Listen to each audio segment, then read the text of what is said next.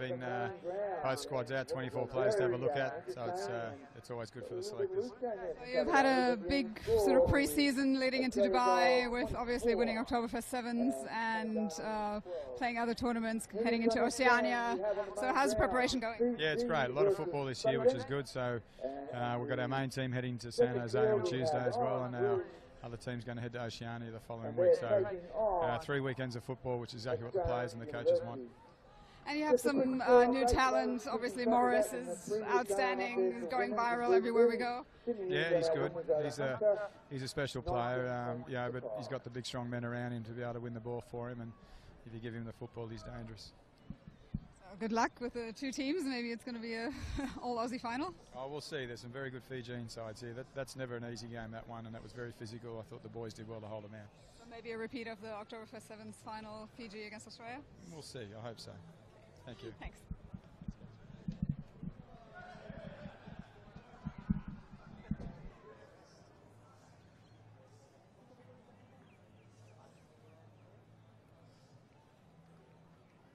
Thanks to Catcher down there with all the sideline action. Of course, she's been joining us up in the commentary box as well. So this should be a pretty big match with the Fiji Barbarians taking on the Sunnybank men. Sunnybank, they're always a surprise packet here at the Central Coast Sevens. They're a well-drilled Sevens side. They've got a very good program up there. And they're staying at the entrance backpackers, so this could go either way. Yeah, well, if Sunnybank men or anything like their women, I'm sure this will be a real competitive game. I'll tell you what, I've spent some nights in the entrance backpackers and it can get away from you. And I know the boys from Sunnybank up on the Goldie, they wouldn't want it any other way. We'll find out what type of preparation they've had after this one. Well, the Fiji Barbarians, after that first game we saw here earlier on, they were impressive, weren't they? Yeah, we had the pleasure last night of their coach, Gareth Weber, presenting the jerseys to our New Zealand girls. And he just spoke in volumes about the way Fijian community and their country embrace sevens. There is pressure, but that pressure turns into great athletes, and obviously we've seen in the first game today some outstanding rugby by that team. Yes, certainly. I mean, there's gold medalists out there. Jerry Tui, Rabavuvu, Revolvo. If only I could read. Revolvo and Domalele. You're doing a great job there, because I can't even... Apasai. Apasai, yeah. Kunavula. That's about it for me in Bale. But of course, Jerry Tui, he is one of the out-and-out superstars of the Sevens, the World Sevens program.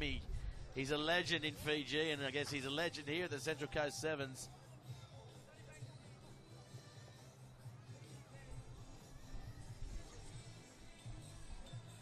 I understand he's wanting to take on more of a leadership role this side, and what better man to lead your country than Jerry Tuwai. There's all the partners for the Central Coast Sevens. Of course, brought to you by Central Coast Council, New South Wales, Destination New South Wales, UON, and the Central Coast Council. As we mentioned, we've got to mention them twice because it is made up of Wyong and Gosford. They amalgamated a couple of years ago, so you can't just say Central Coast Council. You've got to say it twice to keep them both happy. As we see the Barbarians come out on the field. No doubt they'll be loving this heat. They revel in this type of conditions.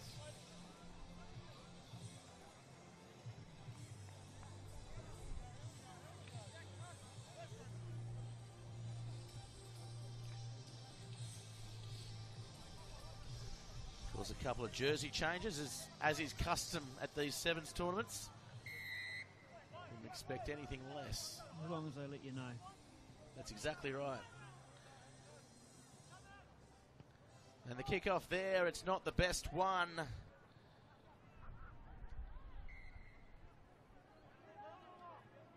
Kingu with the restart there. The inside ball outside Sunnybank, we know. They like to throw it around. Popped up, and here they come, the Sunnybank side, looking to really take it to this Fijian side. Finis Lewisawa now looking just to pick and drive there. I thought the option was to get quick ball out wide. Anderson calling for it, gets it. Kepu bumping one off. Kepu still going towards the line. Good strong run. Kepu. Finez with a long ball. Oh, just can't go with it. Good play though. That's a great start by Sunnybank. If you want to beat Fiji, you've got to beat them physically, and they've started in that manner. Yeah, keeper just had a little look at the line, didn't he? He was open, and it would have been a good race to the corner there. They had Fiji stretched. Great start for Sunnybank.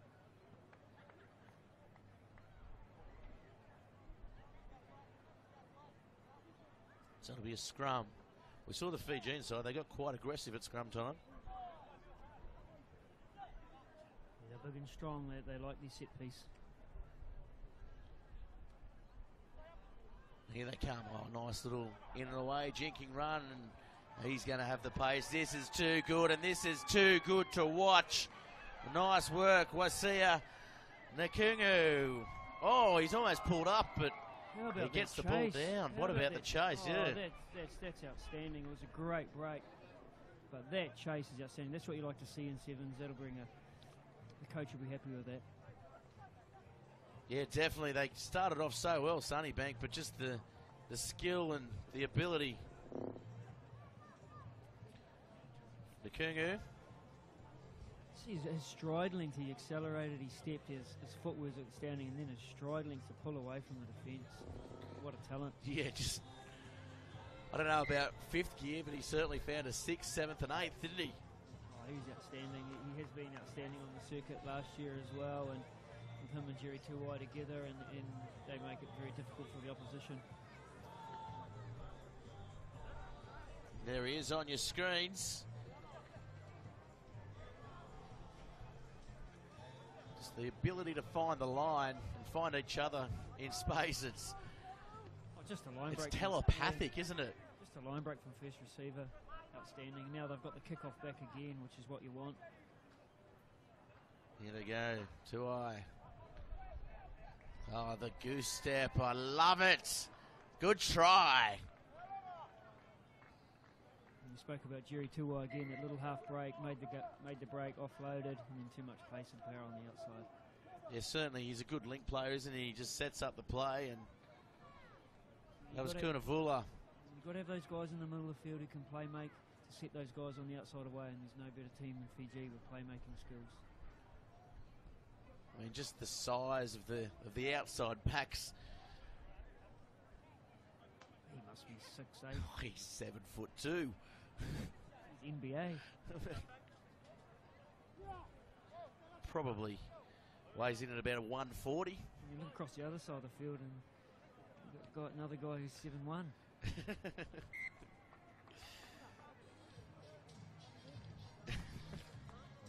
Yeah, there's some big bodies out there. Big Paula, Johnny Sinakula. He's a monster on this wing, and then on the other side, Kunavula. Yeah, he got that kick-off, and that set them all up again. You've got to get your restarts, your set piece, and it's so important in sevens.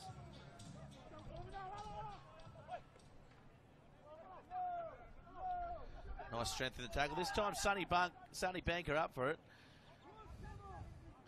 And now they certainly aren't running with as fresh pace legs as they started off the match, but that's a good long ball in any case to Kepu. Kepu looking to set up his outside man.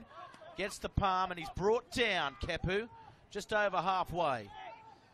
Now they try and find some space out wide. And they go sideways. Oh, he opened the gate. A Havosi as they go towards the try line. Great defence by the Barbars. Try though.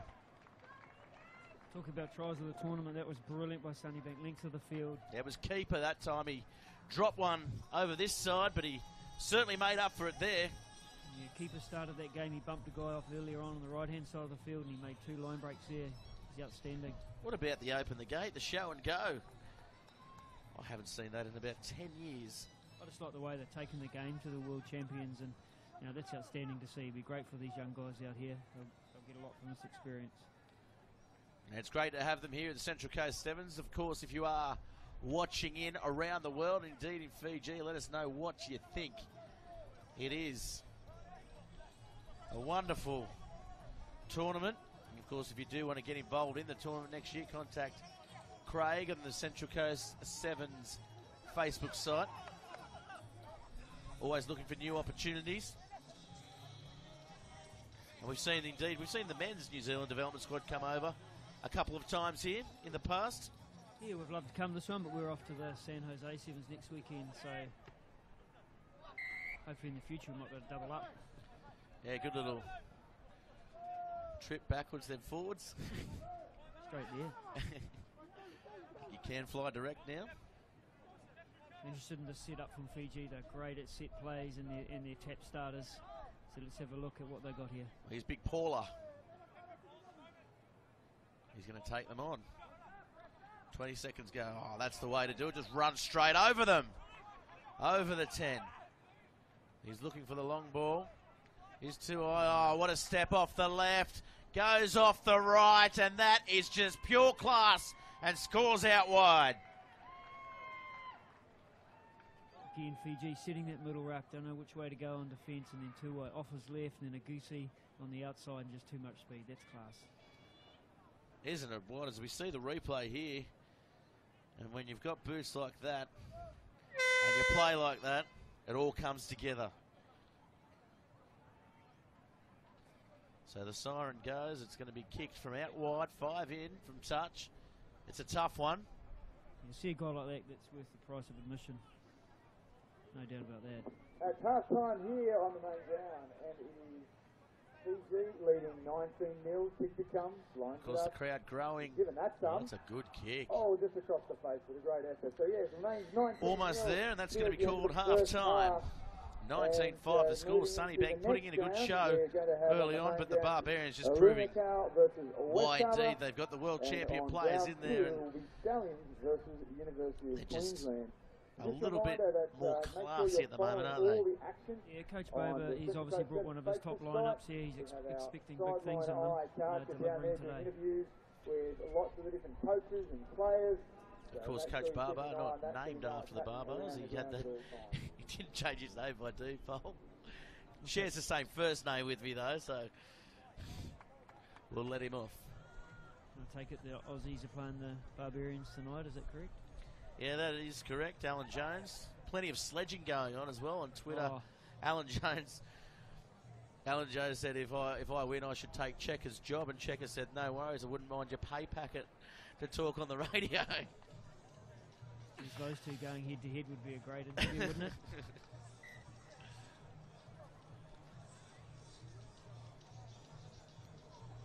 Of course, Fiji now. With that huddle, synonymous now with World Sevens.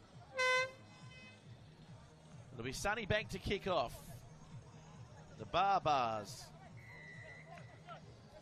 readying themselves.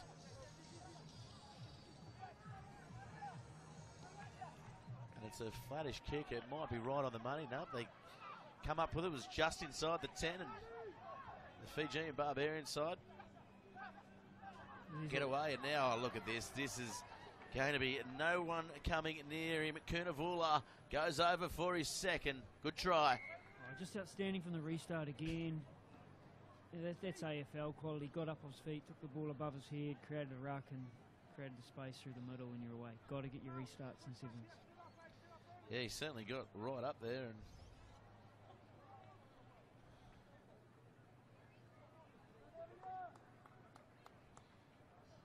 we just saw, just too big and too strong, and it was a good chase by McNamara, but he wasn't really going to get him, was he? Didn't really get out of third.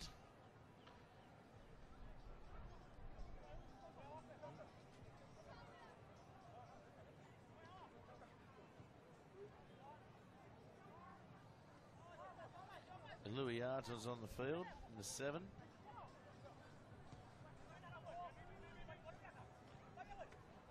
Oh, getting up there. Ball called forward, is it? No, play on. So it's down here, you score a try, then you get the kick-off. That's great sevens too. It's unbelievable. And this one's kicked in behind. Oh, what a bounce. It's popped up.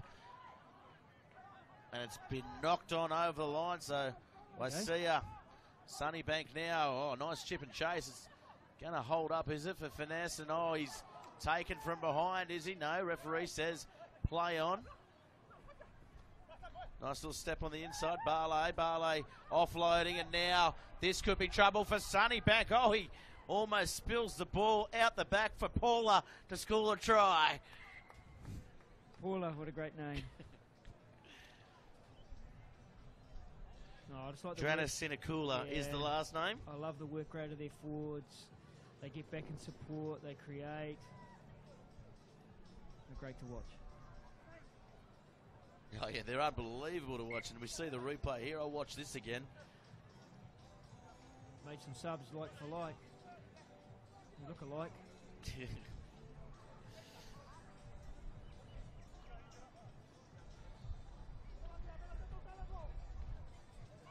So now, the restart here. Uluiata out on the swing here, he's playing well as well. Bounce back, and again they get the ball. Nice footwork there shown by Vuru, and inside ball. Oh, flick pass out the back now. They're just getting fancy here. Epenisa goes for the line, and he will score another good Fijian Barbarians try. Globe-trotting at the moment.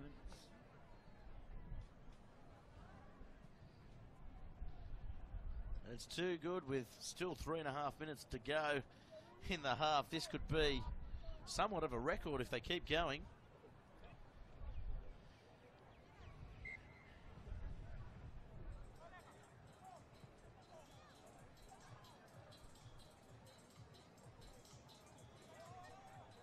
Is that try converted? Oh, just Sunnybank letting their guard down, inside ball. Touch forward maybe, but play on. Now Sunnybank come up with the ball.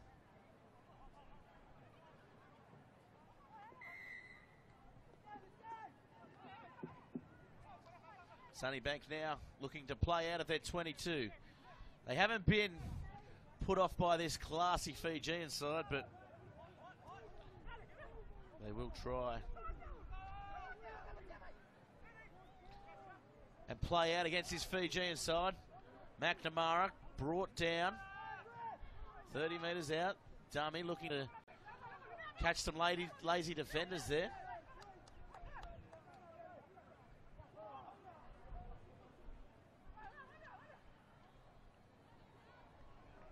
Yeah, this Fijian side, that turnover in defence, they're just as hungry on defence. They want they love this tournament and they want this tournament, and yeah, they'll go deep into day 2. There's no doubt about that. Oh, it's a mouth-watering final, really, if it all comes together, isn't it? Australia v Fiji and Barbarians certainly sets up for what is an improving, certainly, Australian 7 setup throughout the year. We saw them take out the Oktoberfest tournament with quite a young side. Of course, the Fijian side, I wouldn't say in a transition phase of their development, but certainly a couple of players getting older. Yeah, I just, this time of year, this quality of sevens, and you know that final tomorrow, whoever it's going to be is going to be outstanding. And then moving into the Oceanias, both teams will go to that. And then moving into Dubai, it's just great season of sevens coming up. This one goes high and on the 10. I thought that was okay. Any case? I think that's the first restart they've lost, so Sunnybank can take a bit of a breather and set something up here. 45-5 the score. Sunnybank, they've been admirable in defeat. Oh, good defence. Apasai. That was every bit of a gold medal play, as you'll see. Sunnybank still got the ball. Oh, that's a great unlucky. Unlucky there. Good Ran line. the hole. Yeah, how that would open them up. Good play line by Sunnybank. Yeah, he's been pretty good, hasn't he, out there? Tavita. There's been a couple of players out there.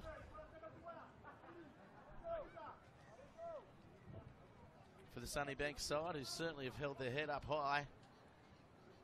Oh, they haven't. It's just been volume of position. You know, 80% of the position's been Fiji, and they've converted their points, which they should at this level. Well, they're almost giving up 40 centimetres a player off those restarts, so tough at all times to contest when you... It's a great scrum. International quality scrum there from Sunnybank, and they get the ball back.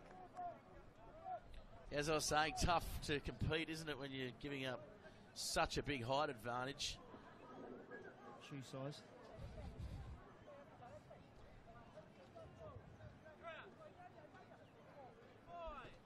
Oh well, at least they're staying at the entrance backpackers tonight.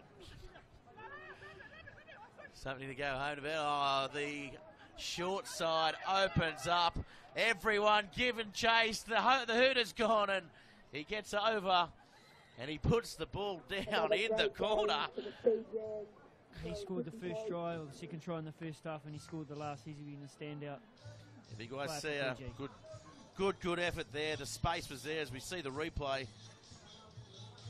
And it just opens right up, and Sunnybank, to their credit, nice chase there. It was beaten coming across. He showed quite a bit of pace, didn't he? They've done that all day, haven't they? They haven't let themselves down, and they're a credit to their coaching staff and their supporters.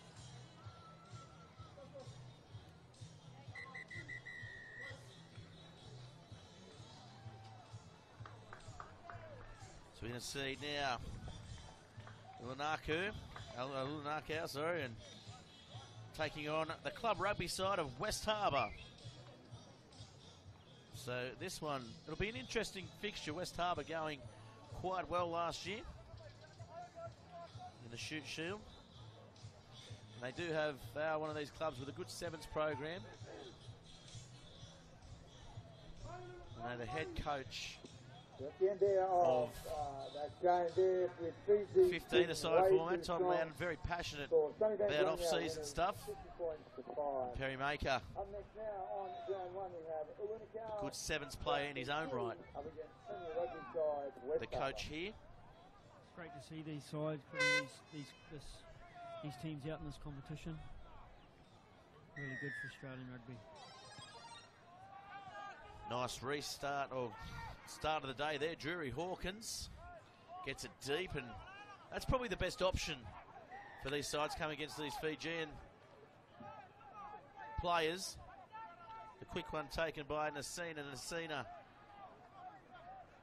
put over. Senegasu, Drury Hawkins, and now there's space out wide. Sullivan, can he get to the corner? Sullivan, he's almost there. No, we might get a replay on that, because I think he scored that. As well. It was touch and go down that right-hand sideline, but what a play from West Harbour. It was a good play. We'll get a replay when there's a break in play. Now they've got to jam the opposition down in this quarter. They haven't. So penalty there. They'll take the quick tap. Lunakau.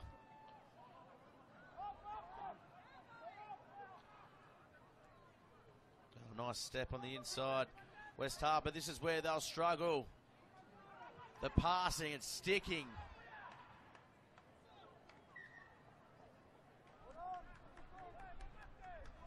So we'll have a look at this replay from earlier on. We'll see if it's a try. We might get it slowed down. That's a try for mine. We've got the benefit of replay up here. There's no TMO here, but yeah, I'd say that was a try. That was great work. Got the ball back though. The set piece, not quite there. You'll learn the commentator's curse. It's strong up in the Bar TV party box. That's a nice little in away, nice swerving move, but equally good chase there by James Turner. But what about the skill? I'm lost for words. Turnover from the line out, and this is what these Fijian sides can do to you. Kura Singer, he goes over under the sticks. And just the skill, the passing, the ability to know that someone is going to be there and throw it. Yeah, Just that line break to beat a man one-on-one on the outside. You need those players, and he did that.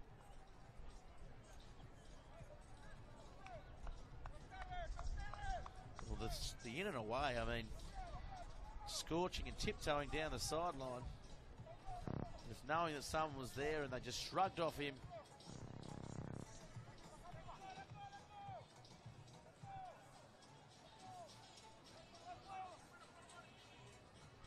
So here's Kubu. Kubu with a nice high restart. Goes up, bounces in the arms of the Fijian players. So Luanaku now looking to get some more points on the board. West Harbour unlucky to get a try denied earlier on. Would have probably made it 7-5 here.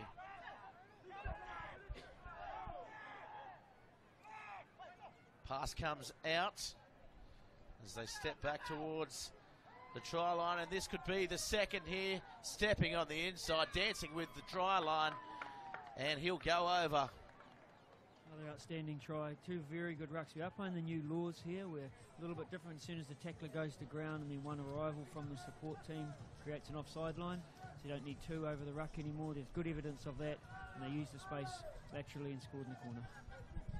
Well, we look here and again. Yeah, that's beautiful footwork, isn't it? Asia. Kamasia.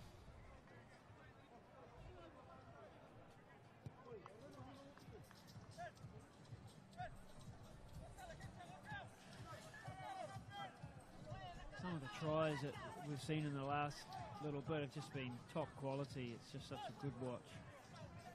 I don't believe it, I'm sure. Down here, if you're in the local area, you're missing out if you're not. Yeah, definitely, indeed. Not just Central Coast. It's only a 45-minute drive from Newcastle and Sydney as well. Nice tackle. West Harbour come up with this time. Now they're looking to go up the field. Nasina, he's tackled nicely. Ulanaka look like they have the advantage here, though. In far... Oh, almost getting the ball. Cody Drury-Hawkins. He's had a top season and has kicked forward Sullivan, the player who was denied the try.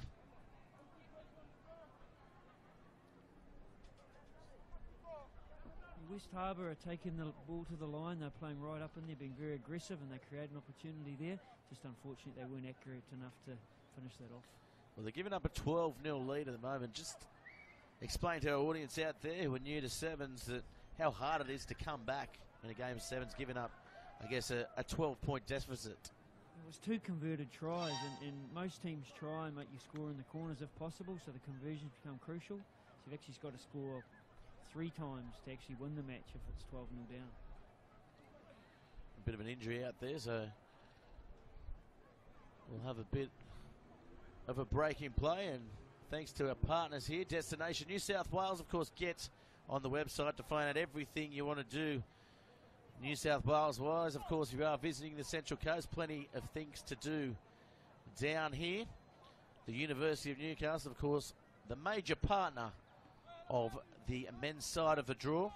Kinesio doing a great job here, not only sponsoring but helping out with physio and strapping and the like, and obviously the main sponsor of the women's draw. And Central Coast Council, of course, we wouldn't be here at lovely Wyong without the Central Coast Council.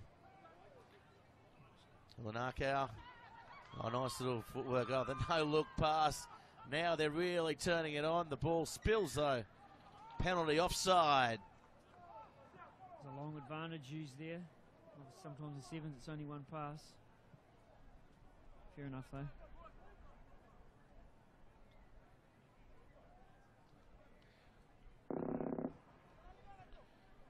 We see the set move. There's players lined up both sides. It's almost centre field. Turning players inside, outside.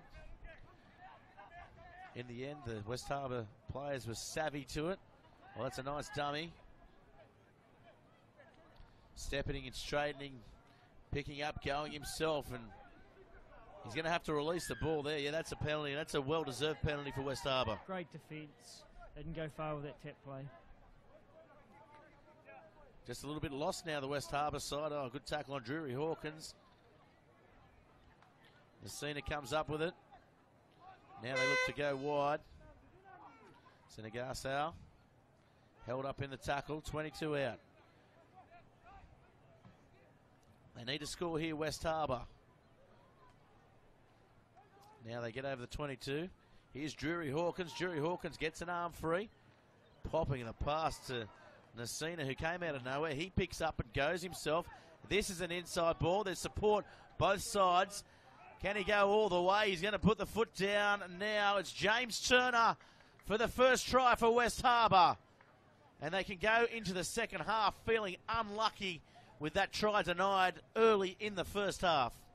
Just shows you how good this side can be. That was an outstanding try. If you look at the replay, it started way back inside their 22 there. Their ball control and their continuity was outstanding. Of course, the next side we have up is the Waratahs Sevens taking on Australia Green, who we haven't seen here today on the show court. Should be an interesting matchup.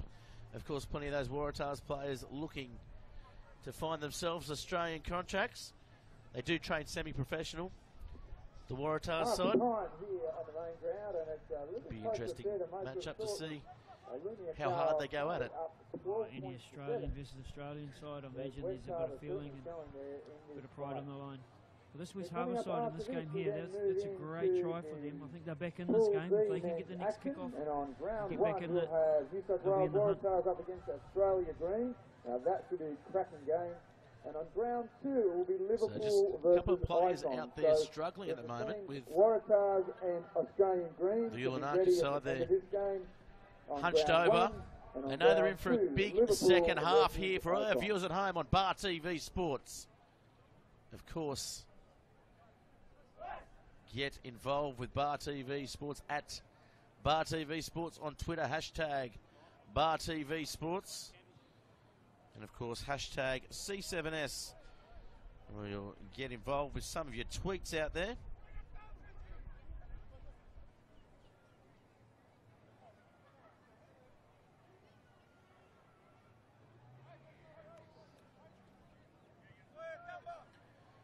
So to Ilanaku to kick off.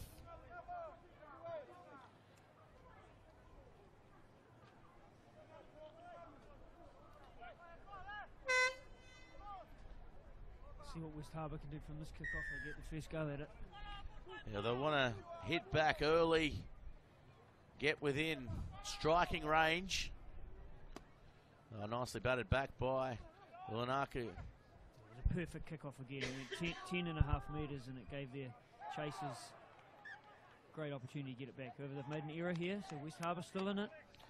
West Harbour, and it's a great part of the field to start an attacking raid from.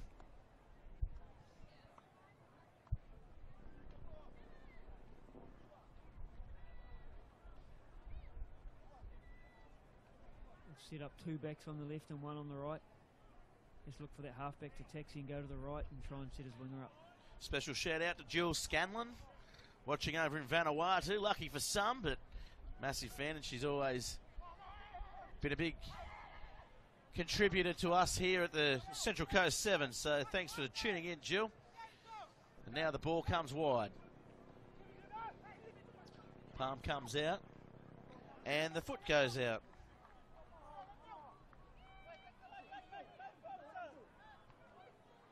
Again, they've got those quick throw-ins, they're away.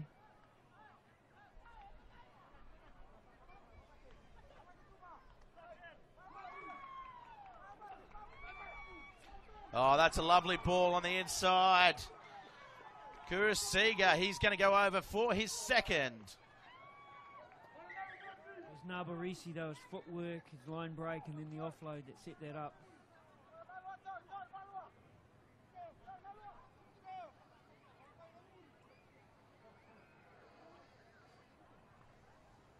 West Harbour need to use their bench, I think, here to get some energy on. They're still not out of this game. That try could have been a key moment of this match. Yeah, certainly was. West Harbour chasing. There's been a couple of key moments here in this abbreviated format. And that's a nice conversion there. So 19-7, and you'd think going the way it's going, there's still 5 minutes remaining in the half, but it just makes it that little bit harder for West Harbour, who have threatened but just haven't executed at times, and unlucky to get a try disallowed, which really for me was a turning point. Yeah, and they go out 19-7, it's 2 scores out, so it makes it difficult. Oh, tried to bat that one back again as well. This time it's going to go to Sullivan. Denied the try. Now the step on the inside. Pederiso and John Ryan gets a nice inside ball back to Pederiso. He's going to stab it down. Here comes Drury Hawkins. Doesn't bounce up for Drury Hawkins, but instead Justin Masters gets the ball. We know he's quick. And now an unmarked man not getting the best of ball. It's Nasina. Nasina has support. He may not need it. He's going to get up and it's going to be knocked on. He had support. He should have used it. Crucial time in this match. They had to score then. They did so much good work. Yeah, unlucky. It was the try they really needed. Broke up the middle. They had good support players. Just that last finish. West Harbour, a couple of last finishes. They'll rue those. Yeah, just the execution.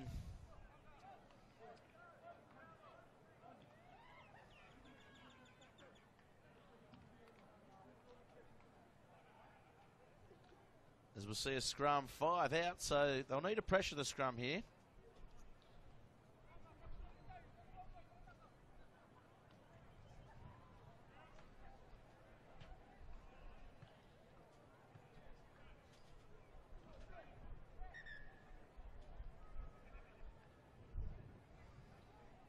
Don't take any away from Uli Nakao though. They've played very well, taken their opportunities when they've come. Yeah, they've done well. 3 minutes still remaining. If they can pressure this try, seems like it could turn. Going on forever. It has been a long game. The party box gets like that sometimes.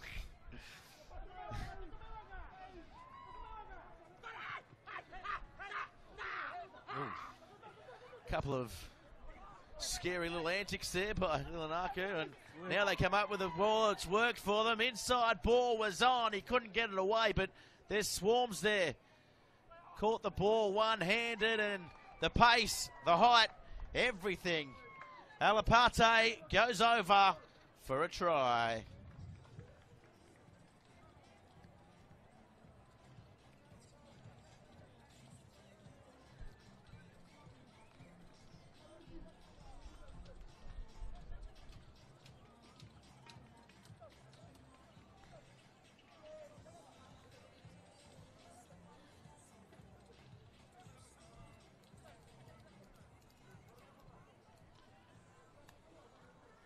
So that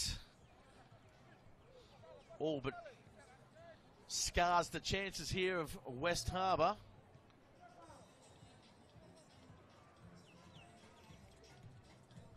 Not long to go. 2 minutes.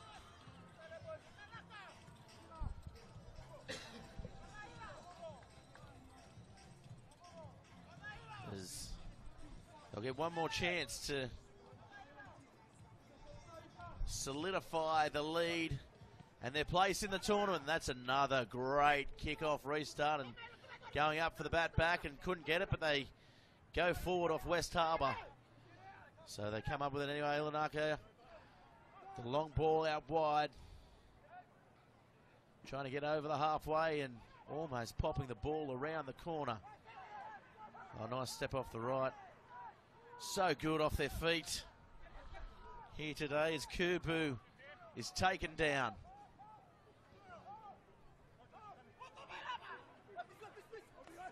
Good footwork again. Jisu. Yeah, that's a penalty. It had to be, really. So just explain the new laws to our viewers out there. So the old law on that tackle, no ruckus being formed, that tackler was okay, but the new law, he must recede to the gate and come back in and come back through over the ball. He can't come in from the side anymore. So once the tackler's on the ground, he's basically out of the game. Ball coming off the side of the boots, but he makes some nice distance on it in any case. There's not long remaining. We'll have the line out, and this will be the last play of the game here today in this match. West Harbour, they were in it for a while. Unfortunately, didn't quite get the chocolates, as they say.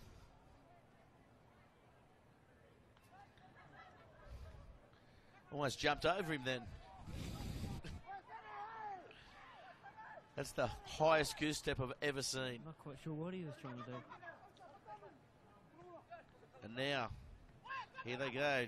Jisu, he's bumping one off. He's bumped another one off. Got the arm free. Gets it inside. And it's going to be popped up for a try to close the match. And Penny Kurasiga goes over again. Yeah, very good sevens try. The ability to use the width on one side, retain position, use the width back on the other side, attack using your big ball players down that side, keeping the ball alive, offloading, results in a try. Deserve their win. Yeah, certainly deserve the win. And thanks for joining us. It's been an absolute pleasure. We'll see you later on during the tournament. Of course, got a bit of coding to do. Oh, it just pops up. Well, Nathan, we saw you the other week at Noosa. At least it's you had a very good win there. Yeah, we came away with the chocolates there, so it was certainly change of conditions for here, isn't it? Well, we were under the pump in that rain. We're at least we're in a box here. Well, did you ever chase Craig Morgan for that check for how many plugs we gave him? Yeah. He's done all right, Craig, this year out of us. He's running a good tournament, and again, it's always a pleasure, isn't it? Of course, your women's seven side. You're the coach of the New South Wales Waratahs women's sevens at the moment. How's that panning out at the moment? Yeah, look, it's all going well. We've got our this is our final selection weekend to make our squad of 30. So we've got our girls back all playing through all the clubs, and it's great to see them all out there playing and having a good crack. And of course, you've got plenty to pick from this year with the A-on-7 series. That certainly has helped out with unleashing some more talent. What the A-on series has done for these girls is phenomenal. You just see the development, and the women's games here today, the standard, the skill level, everything's risen to a whole nother level. So I'm sure Tim Walsh will be extremely happy with that, and I know I am as a state coach.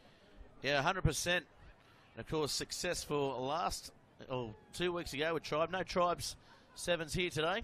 No, a lot of the Tribe you'll see floating through the Aussie program, the New South Wales program, and the Aussie Uni. So, and there's a couple of boys playing the Stallion, so it's good. They're all back out there and going back amongst it. And this what makes this tournament so special. It brings certainly the best of the best, and that's what Craig Morgan's done here. We see the New South Wales players running out. They were the dark horses last year, and the underdogs. They made the semi-final with a good account of themselves, and they're going to play against the Aussie Green side, which I guess you could call the development side. They do have a couple of senior players in there just to get them going. A couple of players coming back from injury as well. Yeah, well, you got to look at their skipper, Jesse Parahy, so he's coming back. The Bull, as he's commonly known, he's good to see him back on the field. It's been a long time between drinks, but also Greg Geladev just on the inside of him there. Been a seven stalwart for a long time. Had a good tournament up at Noosa as well. He was one of the standouts there. Yeah, but keep your eyes on the far wing there. Mick Taggart, he's something special coming out of St Joseph's College there. That's McTaggart on the far side. But New South Wales, they come up with the ball. Now coming back, short side, Tuigamala. Tuigamala straightening up, almost gives the big don't argue to Parahy. Now they go wide. Harry Leddy. He was good in the first game. So is this man, Fogarty. With the good offload, and now there's space out wide It's Rickson. Rickson goes for the try line. Fogarty backing up, and that's a try. And it's shell shock time for the Aussie gold side, green side. Green side, yeah, that's for sure. New South Wales come out here with a fast start. Fogarty, he's a player really to watch. I think he's someone that hails from up this way. I think he's a Newcastle he's come boy. from Newcastle, played with Merewether Carlton up there. Had quite a bit to do with him actually being the former club, but yeah, he's come on in leaps and bounds since he sort of joined the club, and now he's down West Harbour and in this sevens program, and talking to him at the Burwood Inn. He's got some quads on him, that's for sure. Have a look at them next time we can get a camera close up there of his quads. But that was just simply staying in the hunt, just a try, looking for a second touch after he's passed the ball, and that's what sevens comes down to a lot of times. Try and get that second touch, and you most likely score just like you did then. Go the ball. Oh, here comes the bull, they call him. And look at him just dealing with Fogarty. That's why he's so important to this Australian Sevens program. Now it comes wide. Looking to get points on straight away. Lockie Miller. He straightens the attack. Pops it up. Sam Croak going back towards the left. Of course, former Country Eagle is Croak. Inside ball. Greg Geladov, no chance getting through that defence, but we know he can find the line. And here he is again, Croak, former breakaway. And that's going to be a penalty. Quick one taken, Geladov, he's close and he's over. Too easy for the veteran. Just clinical recycle there from the Australian team. Did really well to hold and maintain that pressure. Look, not too much ball movement, but they recycle is key in this game. It shows just there, just back there to the young 9 for the Australian team. I think that could be Will Miller's younger brother, who hails from North there. So another product coming out of Berry. Yeah, so I believe it is. Oh, that one went wide. Josh Turner probably had better efforts than that, but in any case, the score's 5 apiece. And the New South Wales side, they got not a lucky try, but an early try early on. Tuigamala comes up with it. Dummy thrown. He's been impressive so far as Fogarty tries to back up again. He's done it all game, and he did it in the first game as well. And Petro with the ball inside. Knock on. There's a bit of a push and shove there. There's Parahi.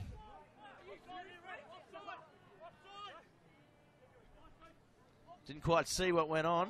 And that's a head high, and this is going to be on here.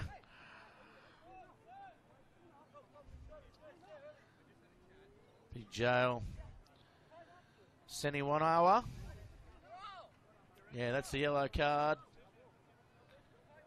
Just losing their heads a little bit there. Of course, we knew it was going to be a little bit spiteful with some of these New South Wales players, obviously wanting to get into the Australian Sevens squad.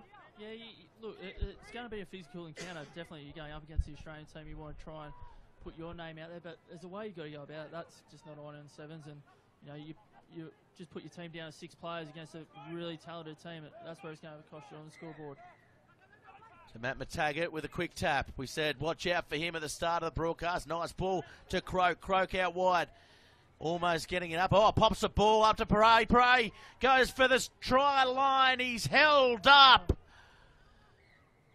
Nice work, and a bit of a Newcastle flavour out there with Drew Tonks refereeing as well. You know your people, don't you? You've got eyes everywhere, so it's a very good pickup from you. Well, a bit of a tactic there from the New South Wales team. Threw the ball out the back, slow it up. They've got a man down to 6. They've got to chew as much time off the clock as they can. Minute 52 to go. It'll be a major upset here if New South Wales come out on top. I think it's a brave move having your half back there at the scrum time. I would almost put him out in the back line and try and work your connection. McTaggart with a long ball. Miller steps through. Miller almost gets there. McTaggart goes without it. Penalty though. Offside. Now looking for the quick one. Coming back towards the left. Oh, held up again. Great defence on their line by the New South Wales side, but this should be the overlap. Doesn't need to use it. Josh Turner goes over for a try, and he'll look to convert it just before half-time here. Close to the same kicking spot as before from the Jeladev try, so let's see if he doesn't spray this one off the boot. Have I put the jinx on him? Or No, you've got to say he's going to get it easily. oh, he's going to get it easily. Okay. That's the commentator's curse. He'll nail this one. Oh, he's used the wind. What about the fade? What about the draw? Get him on the golf course. Coinda Waters is calling him right now. When was the last time you played there? Oh, I did a stand-up gig there a couple of years ago, and I was forced to play. Was your game as good as your jokes? My jokes were far worse, trust me. And my golf's not that good. As we go back to the action now, Drew Tonks blowing the whistle. Ooh, a little bit of stuff off the ball again. Yeah, that's just stupid play. Silly play from New South Wales. You don't need that. Look, boom, going to get another card. Look. He's given the card to the wrong player, though. It wasn't him, it was Stead, I thought. Unless he said something. He's gone for a verbal. Yeah. They like giving the cards out up at Newcastle in the NHRU. But unfortunately... So they've spent 80% of this match, New South Wales, with 6 players. You can't do that in a sevens game. So here's Jeladev, has priority on the outside, turns him inside, steps. Great footwork shown. The two veterans combining. Here's McTaggart. Drawing numbers on the inside, and now with a man up, they will go over. And that's a good try to Skelton. Skelton on a sevens field. Yeah, you wouldn't read about it. Cousins, aren't they? Will Skelton and Gerald. Gerald, yes, they certainly are. Played over in the Oktoberfest tournament. Yeah. Or went with the squad at the very least. Yeah, he got plenty of minutes there. He did really well. So it's good to see him back here, having a run. You know, it's classified as a development team. I don't think these players feel like it. So it's interesting to see how they go. Imagine how many hams they'd need at Christmas time. The Skelton family. There'll be a lot of bacon flying around one day. Get me in. 17-5. I'm a bacon specialist. It'll be one of those lunches, the Christmas lunch, but there wouldn't be any leftovers for dinner. They'll have to start all again, wouldn't they? Half-time here on the main ground. Yeah, no ham for 5 weeks at the Skelton household. As we go down to half-time, 17-5 in favour of the Australian Green side. Of course, our partners here, University of Newcastle, Destination New South Wales, Central Coast Council, Sense Rugby, of course, owned by Jesse Parahi, doing great things for, I guess, special needs kids, teaching them skills of rugby. Just there, you got Jesse's program is fantastic. It started with his wife, and what they've been able to do, just not in Sydney, but also around the whole state of New South Wales, is fantastic. Yeah, they certainly get out to the regional centres. They certainly do. They get around. Just there, if you look on camera, you got number 10 there for the Aussie development. That's Tommy Connor. He actually played for the Barbarians on Tuesday night up in Lismore. So he's had a massive workload to come back now and play 7. So that's I did the NRC last weekend on Fox Sports, and he was playing as well for the Rays. Correct. And he played unbelievable. He's an absolute freak, isn't he? Yeah, he certainly loves his footy. More footy, more better, as Tommy would like to say. But you know, he's had a big workload from Perth back to Lismore to play, and then back down here to join up the 7s. I know his heart's in 7s. He's wonderful talent. Hopefully gets out there on the field soon. And as we... He'll be the form 7 in NRC, I think. Yeah, he's been one of the best, having done quite a few games this year. He certainly, and I've done a couple of the Rays games as well, he's certainly always one of the best on the park. Well, I don't know if it's a strapping tape or... Yeah, he's one of those blokes, low strapping tape, but he certainly lasts longer than Gary Board to, what was it, first 15 minutes, and he was off red card against the Canberra Vikings. That was it. Coming up and back on the field, he's gone dangerously close to taking out McTaggart there, the Sani Wanawa. Almost, you wouldn't call it intentional, but he's already spent some time in the bin. He needs to be really careful there. He's already had 1 yellow card. Next action, he could be sitting out the rest of the tournament. Yeah, definitely like to see the game played in the spirit. Goes to Fogarty at the front. Good little old trick play there. Danger here. They've isolated their winger. Got to get their support. Yeah, Rickson, he was Turnover, left alone out there. And that's a turnover, and this could be a try. Fogarty somehow gets back there. He's been so impressive, hasn't he? The 2 games I've seen him, he is everywhere, Fogarty. He's certainly contributing. Well, this is trouble now. Petro steps, stands. Now he looks for support. Goes wide. Seniwanawa. Seniwanawa, nice footwork. Has support on the inside. 4, almost finds Tuigamala. So as far as training goes, does the women's side train often with the men's side, or is it completely separate? No, unfortunately, our training venues, the location isn't big enough to have all of us there. So we're going to be using Latham Park up in South Coogee, home of the Wicks, as our location for training. And I know the men's program, they're based out at Rockdale at Redmond Oval there. So it's not ideal. We'd like to cross over and be together and work together, but we haven't had that opportunity yet. And the women's squad, we don't get together. I'll name my 30 tomorrow night at 6 o'clock, and then the girls come in on Wednesday for medicals, and we'll start training the following week. They'll have internal trials next Saturday. Actually, we're there, Western Sydney Sevens. Yeah, we will be there. We'll be there for sure, covering for Western Sydney, part of our Summer 7 series. Now looking for the long ball was Turner, finds Connor. Connor looking to find support. He goes straight, pops it up to Skelton. Skelton taken from behind, and gee, plays hard, doesn't he? Seniwanawa. He certainly does. He's a tough man to take down. Now Connor looking for the ball. Tom Connor, TC, the mouse.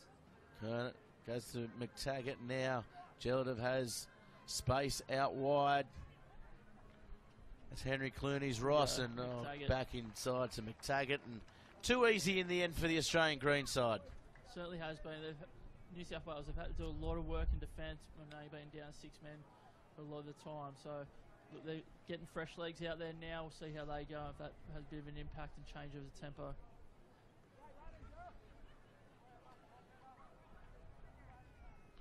(22-5) the score. Blown out a little bit. We thought with the first try there was an upset looming, but in the end the class is all there. He's kicked it. Oh, that's an unbelievable kick comparing to his first couple of attempts, Turner. Where he skewed them, then he got the one coming around the corner. He's found his range, that's for sure. Nice high one coming down. Tuigamala called a knock on. Thought it may have gone back. I've seen worse ones here. Certainly, but yeah, referees aren't perfect, just like commentators. They're just going to get. I don't know about that. Let's hold up right there. Let's hold up.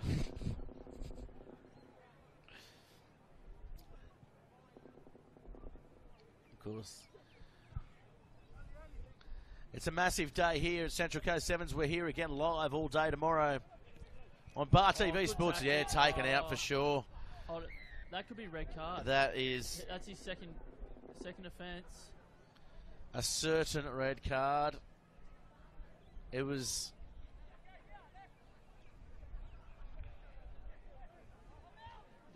Yep, there it is, the red card. So that's him done for the tournament. Yeah, so can't play, can't take any further part.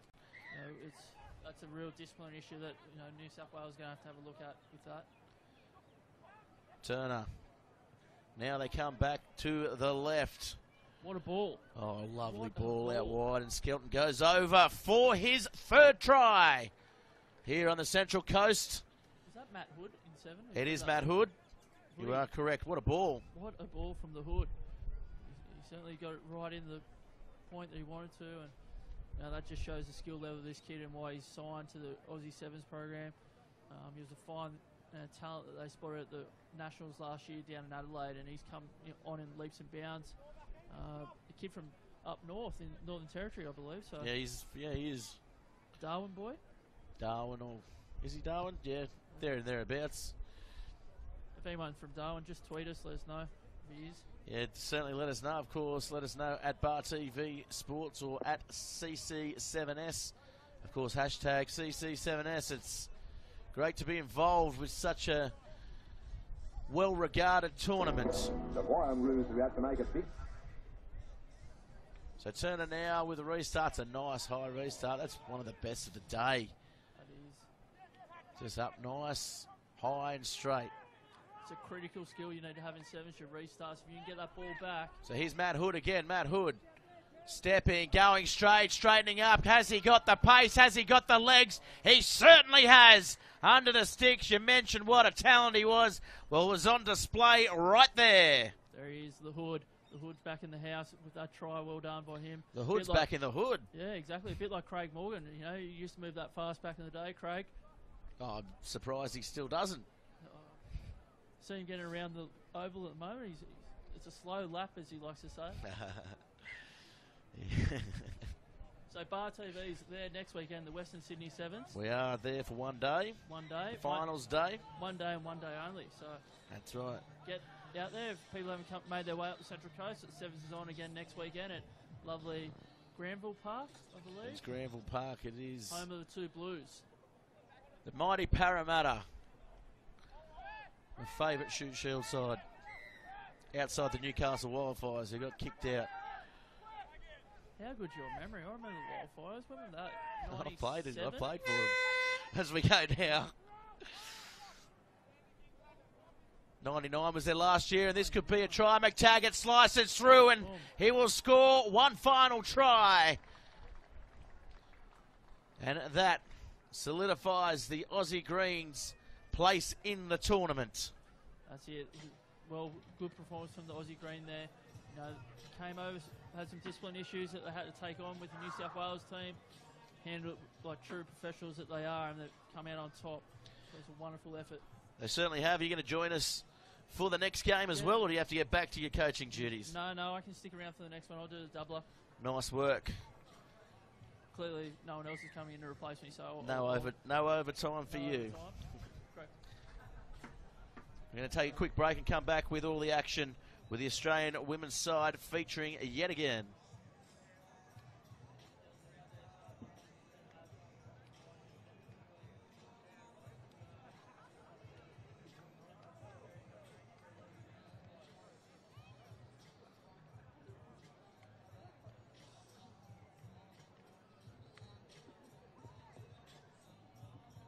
The Australian Green have run out winners there in the end, 41-5. And that performance from the New South Wales team, just some fairly poor discipline has let them down with 3 yellow cards and a red. That's just absolutely. Well, here we go again. It's round 3 for the Canisius Cup with the Australian women's side featuring again here on Show Court 1, and they're taking on the Central North women's side, who hail from Central North, New South Wales. That's why they're called Central North. That's exactly right. Of course, a great tradition out there for rugby, producing plenty of former Wallabies, former Waratahs, and a couple of country championships as well.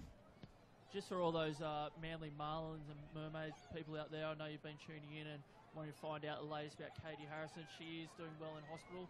Unfortunately, she got knocked out this morning in the game 1, but she's in good spirits, and they hope to see her back here at the ground tomorrow.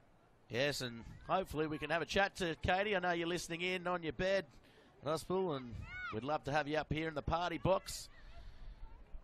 It's just one of those unlucky things, but back to this game. Central North game, their work cut out against this team's very good structured Australian team. Tim Walsh is prepared for here. Yes, certainly, as Kaslik offloads the ball, and this will be the first try, and it's Polite who scores about 5 metres left of the posts. She's just a wonderful player to watch, isn't she, Vani Polite?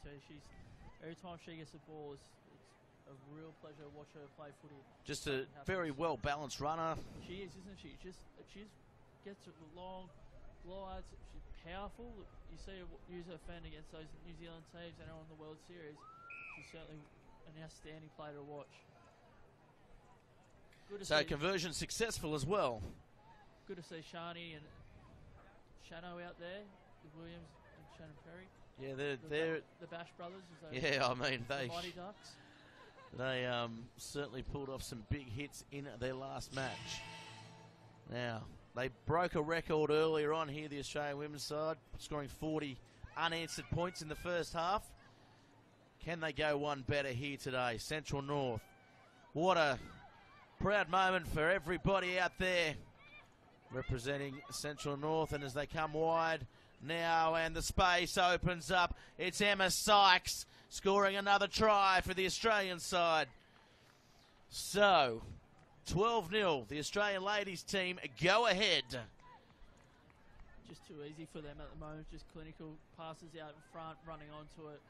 And, you know, Central North are sitting back on their heels a little bit there. They need to take the space away from the Australian team, get up in their face and make a bit more of a contest there for them. Of course, the game brought to you on behalf of Bar TV Sports and its broadcast partners, Altern Partners, for all your HR solutions, and Core Crew. If you are looking for a job in the mines, go and see Cam Knight at Core Crew and he will help you out. As we go now to the restart, they take their time in coming back. Duly so. They've had a couple of big games. I know this has been covered by Bar TV, but is that your drone floating out over the No, top it's of actually the field? it's the Australian women's side drone. Oh, okay, fair enough. I thought Don't Bar TV have gone to another level here with this drone floating past. Don't say anything too loud because I don't think it's aviation accredited as they go down the sideline. Tangato throwing the ball inside. Looks like she may have hurt an ankle there as she fell awkwardly. There's maybe a cramp. Yeah. I think it was one of those awkward ones where she got the back of her heel stood on there, so never a nice feeling. I like what Tim's doing here with playing Charlotte Caslick in the centres. You know, with Emily Cherry sitting out this tournament. You know, he's certainly looking at different options and trying to find that balance right. Oh, look at that scrum. Sorry to cut you off. They just ran over the top of Central North.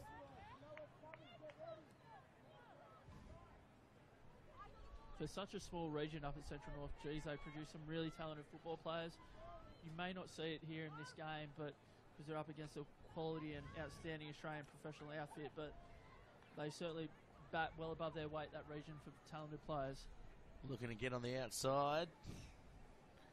Couldn't quite get outside. Tangata, who's a very good defender on the flanks. Inside ball, and this will be a try. Shani Williams goes over for another one. You notice that the Australian team, none of them really have a post-try celebration. No, that's right. We should really push to bring that back. Well, we've got a competition going here on Bar TV Sports. Best post-try competition wins a cruise shirt. I'm sure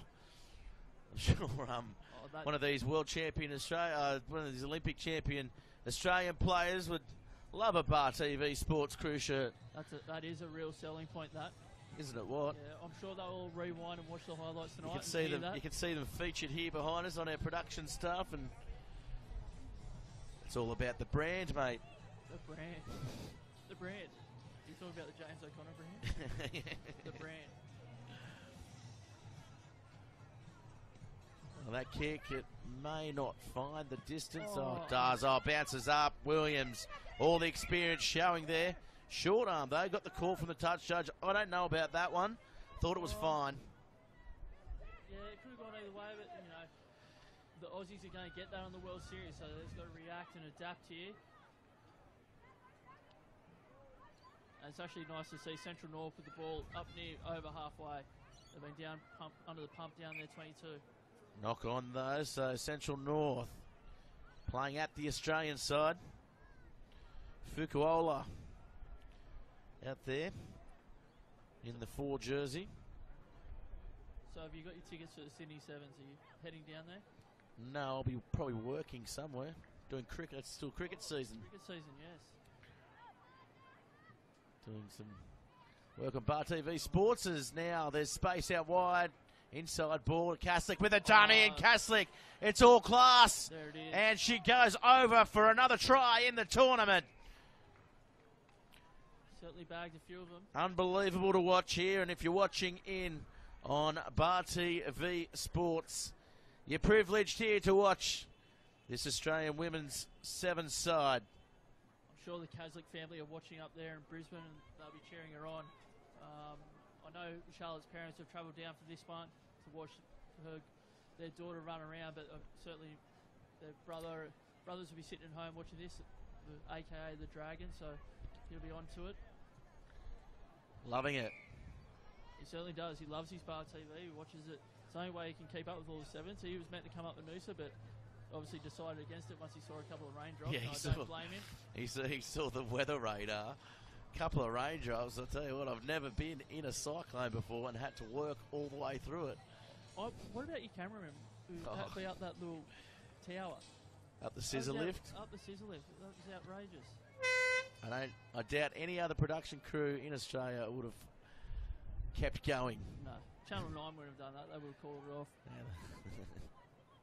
Coming across. Oh, that's a good tackle, isn't it? She's so tough in defence, is Parry. But they draw the penalty, Central North. 7 minutes down. Let's see them get a try. Oh, good dummy. Straightening up, running straight at Alicia Quirk. Getting over the top of it too, but turning the ball over as Kaslik now has support on the outside. Will use it. And Polite goes over for yet another try in the tournament. That's Varney's double so far here in the first half, I believe. So, it gets Australia to 24-0. Wonderful first half of footy. I think Tim will be pretty happy, and we'll probably have a chat at half time just about a bit of defensive structure stuff for when they actually do get a turnover and actually have to defend. Now Tim will be ecstatic out there as we see the replay from ground level.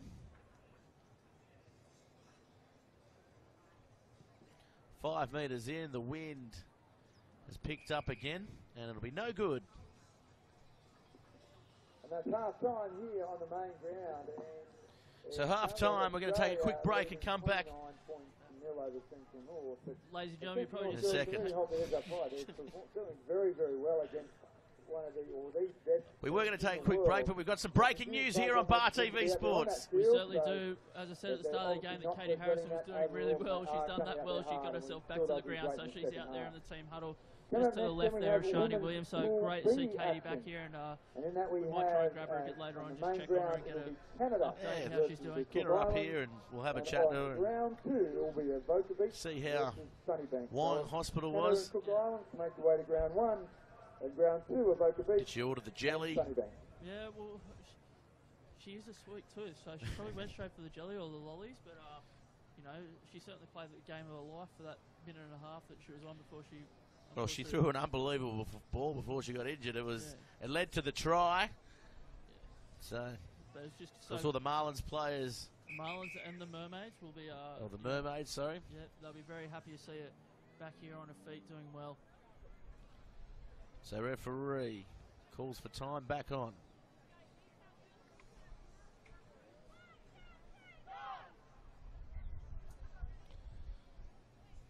Looking.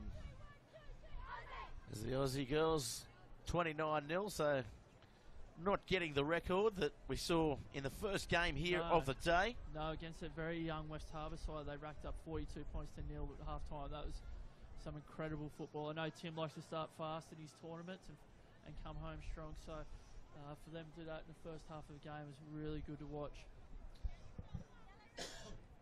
Just on this Central North side, we've actually got a couple of Dutch girls playing there, wearing 7 and 6, so I know their coach Richard is on the Bar TV stream, listening and watching in.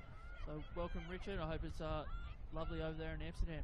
Yeah, shout out to Richard over in Amsterdam, and oh no, it's a cutting run, and this should lead to a try, and will it what? For a second now, Edmonton Garzo will go over, and that is a good start to the half. It's the start they wanted. Well, yeah, I just said about starting fast, and they've done that again in this second half, so off to a cracker. But probably what I like from Central North, you've got to take a lot of positives from this game, is young Rihanna Byers chasing back there all the way to the line. She's a New South Wales player, and we speak about attitudes and not switching off, and she did that to keep her out wide, so the conversion's a little bit harder. Yeah, nice work, and that ball comes across the face of the goals. We see here, just look at the pace. And that's one thing you can't teach, Nathan, is speed. Yeah, certainly I had not a lot of speed, but she certainly earns that rest. So she goes off now for a spell, Emma, and you'll see her later on in the day. young Dommy Detroit's gone out there for Emma Tomigato. Dommy Detroit actually took out the Macquarie Sports Awards during the week, so well done to Dommy. Yeah, she was one of the better players in the Aon 7 series as well, and getting on the outside. Oh, quick hands, that'll do it. Williams in and away, has support, doesn't find it. And now the Australian women's side, they look on top of this as Parry gets it out wide. And this will be a try. Alicia Quirk goes over for another one. Just great ball movement there for the Australian team. They pride themselves on that skill of passing and execution. That was wonderful to watch. And there she is there, Alicia Quirk, the try scorer. As we go to the replay, just good hands, isn't it? Good hands, ball out in front, bang. You know, they're good 15-metre passes plus. So, and that's that draw and pass, the unders line to take the player out and make sure she couldn't slide, just right at the right moment there. Exactly. It's all about, you know, not just catch pass, but also engaging that defender in front so they don't drift off and just slide defence. Probably the try scorer there, Alicia Quirk. So Central North is where the University of New England is, and they were part of the, obviously the Aon series, and a lot of these girls are from the Central North, were a part of that team. So she's playing against her teammates here. There's, of course, Armidale. Lovely Armidale, good lamb cutlets up there. Oh, it's one of the best places in the world, Armidale. As we go now, Parry looking for Quirk, now looking to turn back inside. Hayes with some pace. Hayes goes up the middle, but she's taken down just over the 22. Now, they need to get the ball wide. They do. Williams with some quick hands, and this should be a try out wide. Detroit will go over. There she is, Macquarie University Sports Person of the Year, Tommy Detroit. Well done, good try. You know, back to Armidale, the lamb cutlets up there. I know the player of the tournament for Tribe, Nick Dongi. He loves his lamb cutlets up there. He's just sent through a couple of messages asking for some lamb cutlets. You've always got to get 3, don't you? You've always got to go up and get the extra one. Yeah, you've got to pay for the extra one. You just don't go for the 2 standards, because you get through them, you're like, yeah, one more. You can always eat another one as the kick comes across the face of the goal, and it is unsuccessful here at the Central Coast Sevens, live from Maury Breen Oval, and of course right next to Wyong Leagues Club, who are proud partners here. Of course, you can come here if you want and grab a schooner and come down and drink on the deck, which you couldn't do that in previous years here, and now you can, which is an absolute masterstroke by the Leagues Club. I know, look at the crowd up there. There's quite a fair few numbers up there, so they're enjoying it. The temperature is rising here, so make sure you stay hydrated. Well, Hayes almost came down with that for the Australian side. There's the Japanese player in Fukuoka. Ball pops up. Paige McGregor. We haven't seen too much of Paige McGregor here today, but she throws a nice ball to Caslick. And now that is a lovely ball to Cassie Staples, who will go over untouched for another try for the Aussie women's side. The YouTube sensation, Cassie Staples. So good try there, good work, ball movement again, critical for the Australian team. So 49-0, they've brought up the 50 with this kick. And Detroit, it was a nice draw and pass by her again as well to put over Staples in the far corner as we see the replay here. I think the ability there of Caslick to hold and dance with the ball in 2 hands is absolutely critical. The more we can coach kids to do that skill, carry the ball in 2 hands, it just shows how much it holds up the defensive line.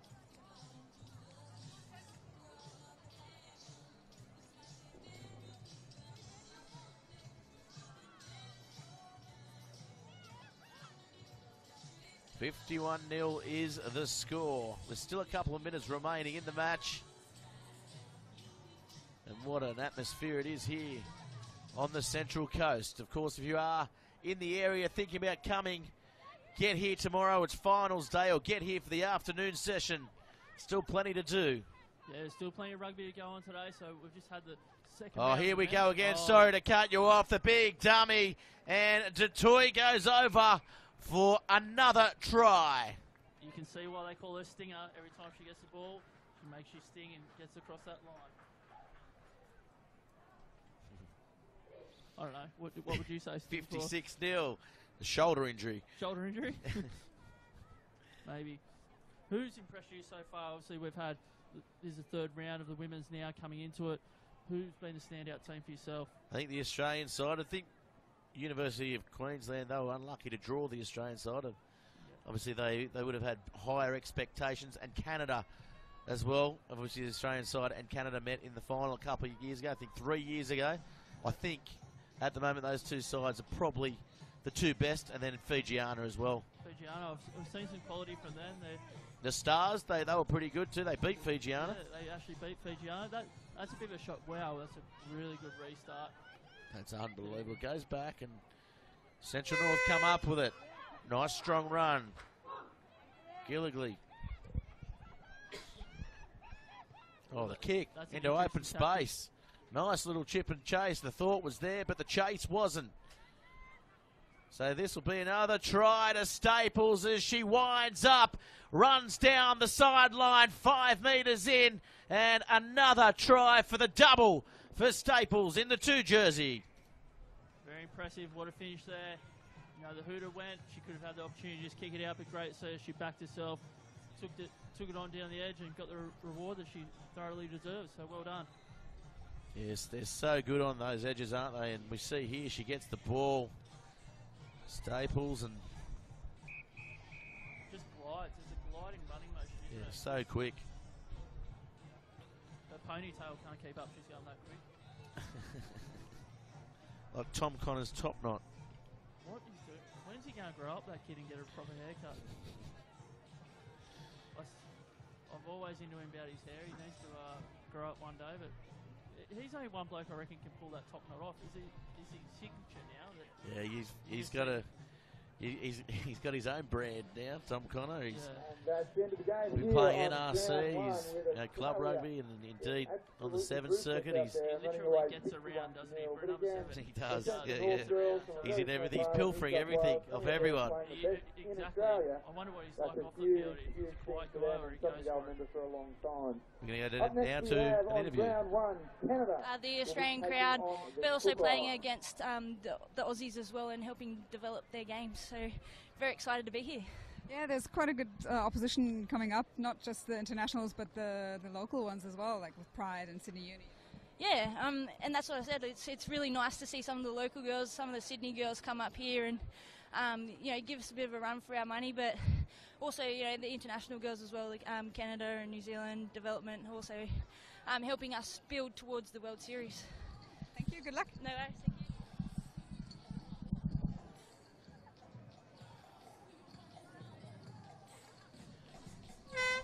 So as we're joined by Nathan Maguire, this is the match. We're just talking about the Canadian side. It'll be Canada taking on the Cook Island women's side, who I'm very excited to see here.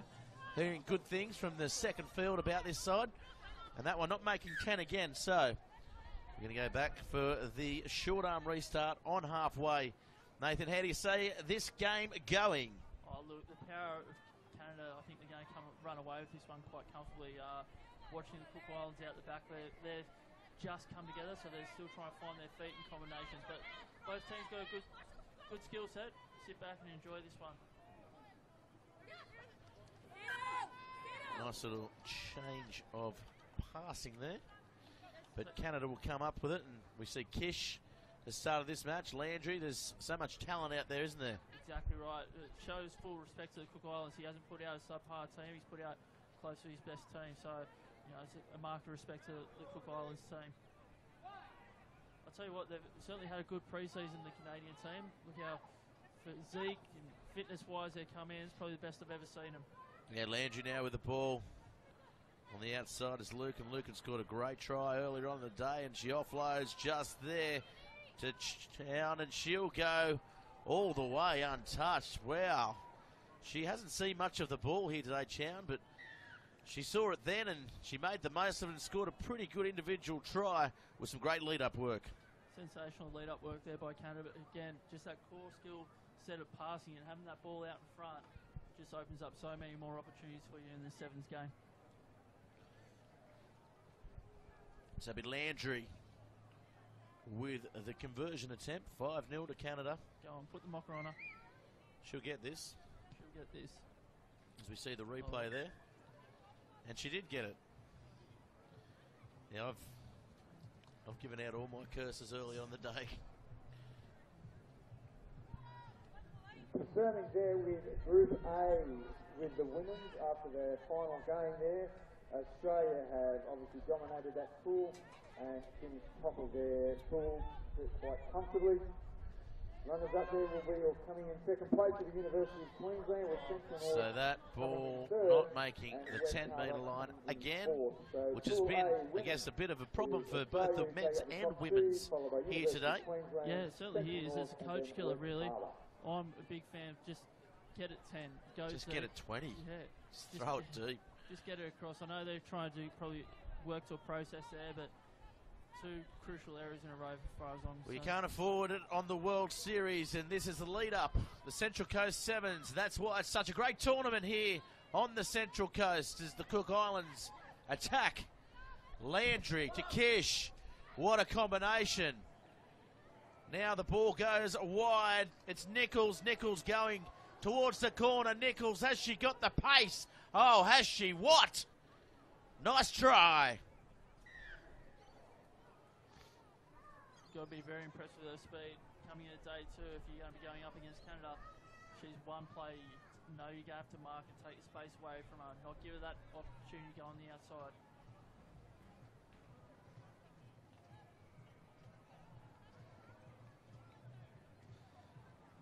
So, of course, the broadcast brought to you by Core Crew. The replay you see there, we couldn't do it without broadcast partners. And really helping out the Summer 7 series for Bar TV Sports. Get to Core Crew, talk to Cam Knight, and hopefully he can help you out with some work. As we go now, it's 14-0.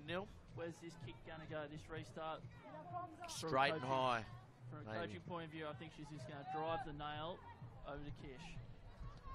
There you go. Yeah, that's it. And oh, what a take. Up there, Kazali, as the ball goes down the short side. Maleshi gets held up on the 22. Good, strong defence by the Cook Island side. They've turned it over. Coming through is Kish. Oh, look at the strength. She's an absolute warrior.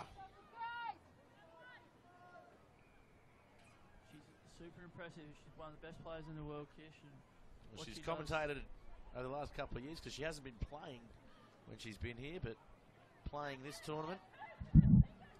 Normally they come out with a squad of about 16, 18 players Canada out here to this tournament and bring a few development girls, but they really have loaded it up. There's a lot of prize money on stake here, and Canada are here to win it. Good tackle there by Lucan over the near touch line. So Nicholas goes to Kish, and that's wonderfully executed again. Oh, Landry with a short ball, almost copping it in the head. A Falcon. She overran the line a little bit there. Exactly. It was actually interesting. I thought they were going out the back play there. Yeah, I thought she was coming around the back, Kish. Yeah. Thought they were going to try and Nichols on the support line. Exactly. Kish, just a magnificent player in the air, isn't she? Very hard to win line-out ball off Canada. Probably the only one who can really match her as far as I'm concerned is Chloe Dalton. I'll put my money on Chloe all the time. Oh, almost intercepted there. Chown, she's got involved this game.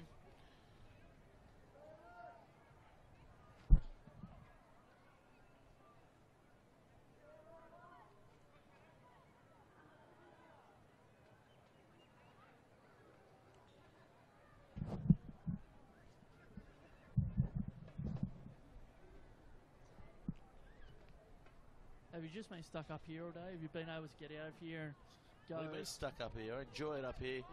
Well, I don't go well in crowds. Yeah, fair enough. But have you sent someone out the back there to get you the ribs from the smoker?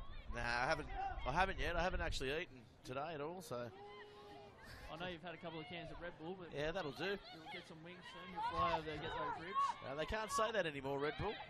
can't they?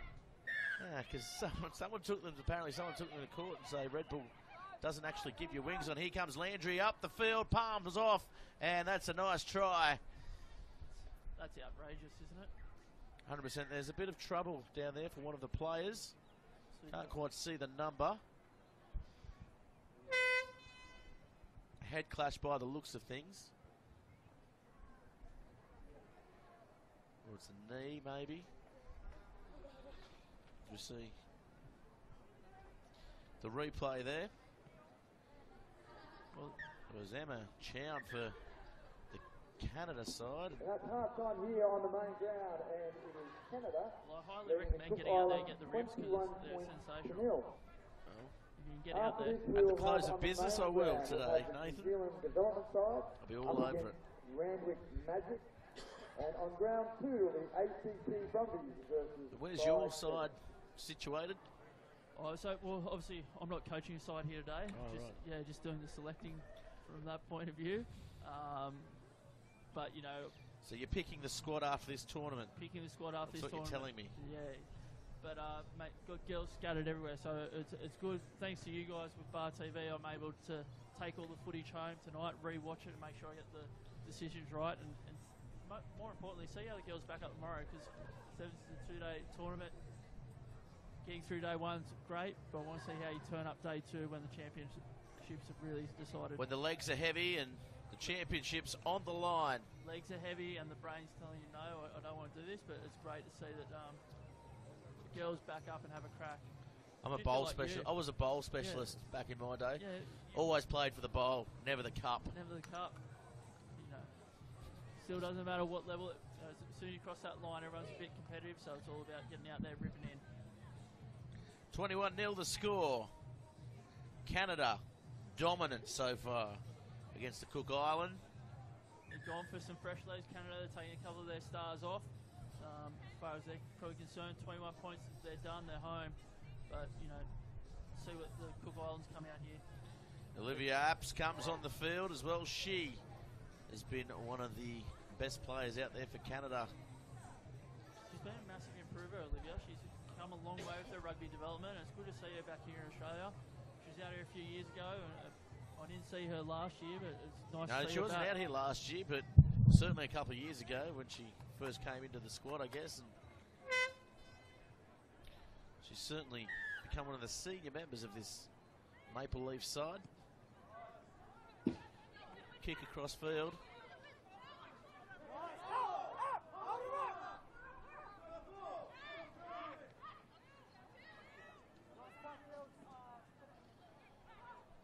And here comes Canada.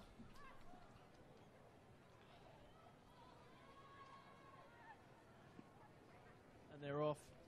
And they'll score a try as the wind kicks off here and all our papers start getting blown around and Canada scores. So it's certainly a party in the party box and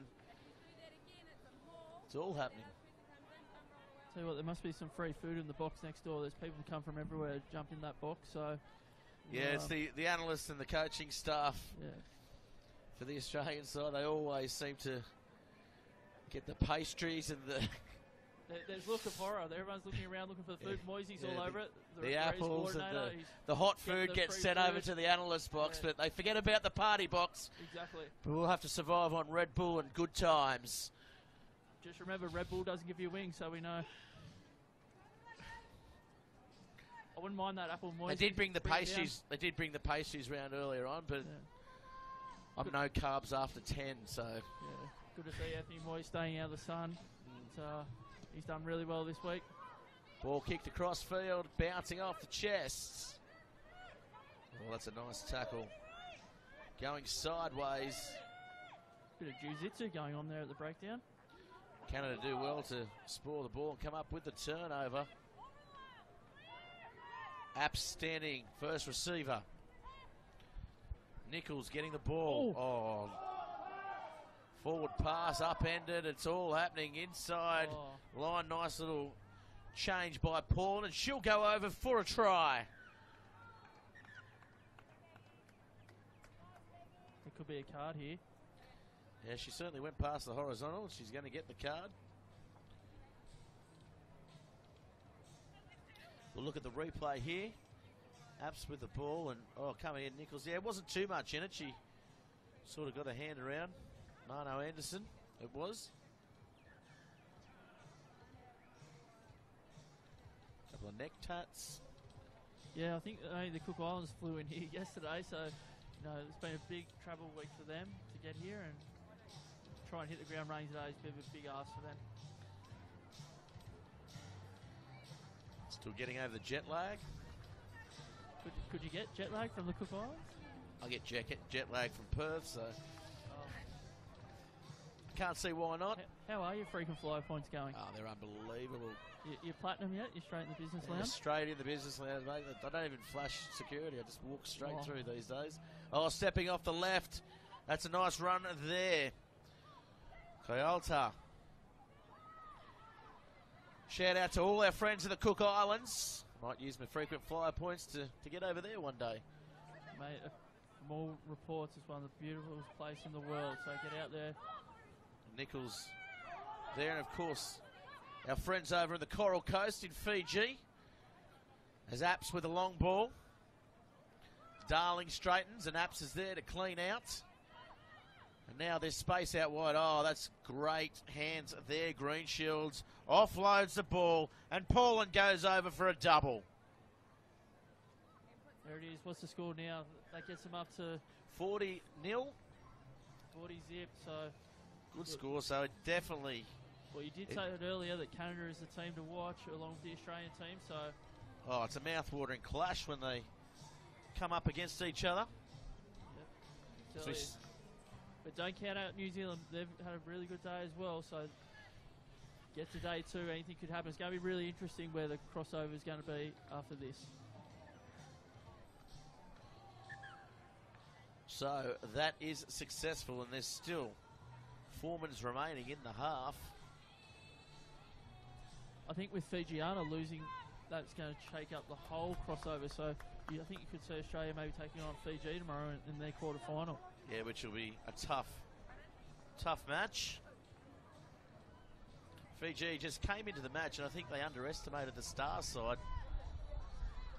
Yeah, I think they definitely did. The Stars were a bit of the unknown, They do come from all over the place, but there's certainly some talented players there. I'll tell you what, we've seen some shocking restarts here today at Wyong, but that was the worst. Went backwards. Canada might want to invest in a kicking coach. It almost went up to Wyong Leagues Club and poured itself a schooner. Nathan? Up to that top deck up there. I believe the Mackenzie family are up there just watching the footy. That one going forward. I won't give them a shout out then because they won't be listening. I'm sure the rest of the family back in Waratahs, where I believe the Mackenzie girls are from. You got me, Scotty? Sorry, not Waratahs, Warwick. Walgett. I had a W's in there. Windsor, Wellington, let's just pull them all out. It's Greenshields now. Nice little short ball. Can she go over again? I think Paulin will get a treble. Yes, she will. What a way to finish. You'll actually notice that Canada are down to 6 players. They've used all their replacements and unfortunately lost a player to a head knock. So they've gone down to 6.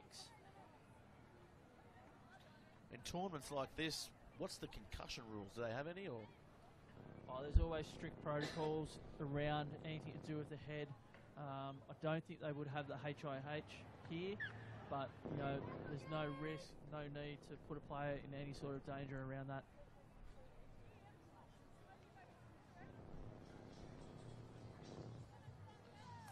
You can see. And our camera's there. Nichols. Score remains 49-0. Can they get to 50? They've got 10 seconds to do so. Well, let's see where this kick goes. Hopefully it doesn't go backwards towards the Buccaneers, as you said. Well, that's a better one. As Apps comes up with it, he's called a knock on. That's debatable. Yeah, that's hard luck there.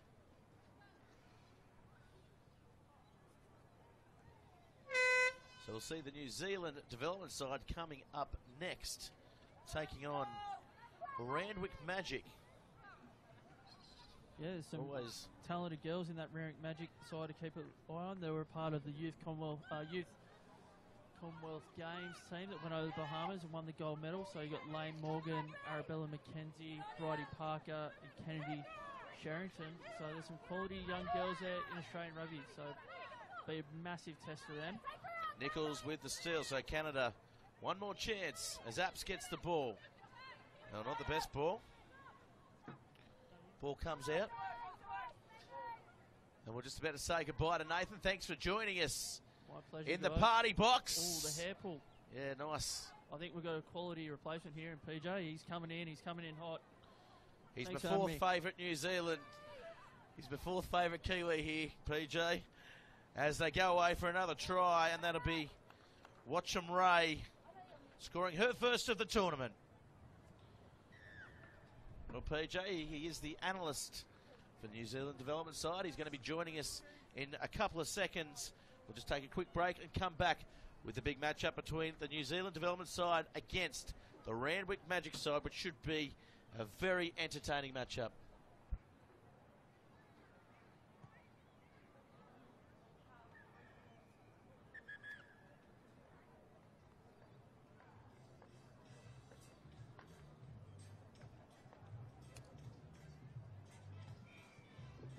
At the end of the game here on round one, with Canada flexing their muscle in the end, run out winners 56-0. So to speed us up next, we have on round one New Zealand Development. They'll be taking on Randwick Magic, and on round two, it's ACT Brumbies versus Pride 7.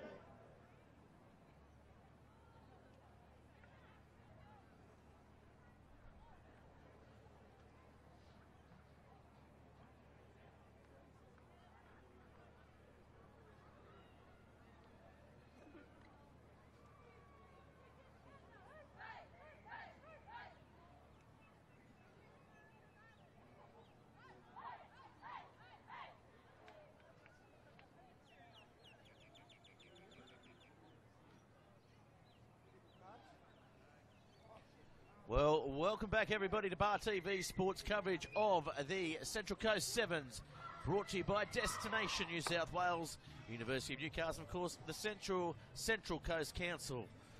Here, live on Bar TV Sports, and live from Morrie Breen, we've got PJ, the New Zealand analyst. He is my fifth favourite New Zealand here today.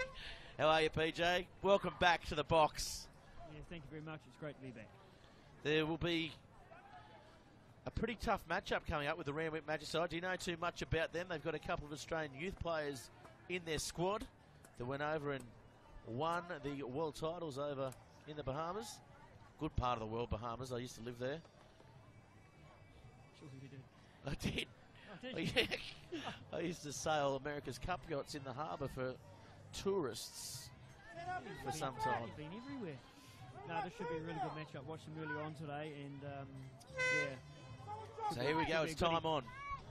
New Zealand development kicking off, running left to right. Oh, is it there?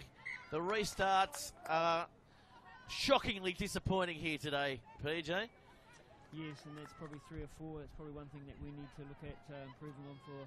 Well, it's not just New Zealand, it's the men's, the women's, everybody. So here they come, Randwick, Perrin. There's a bit of space out wide if they can get to it. Yes, Parker steps back off the left, up to the 22. Fumono turning the ball over. A bit of a subdued start to this one. I know it's the end of the day and the girls are feeling it. New Zealand now get an opportunity to attack from within their 22, so we'll see what set moves they've got.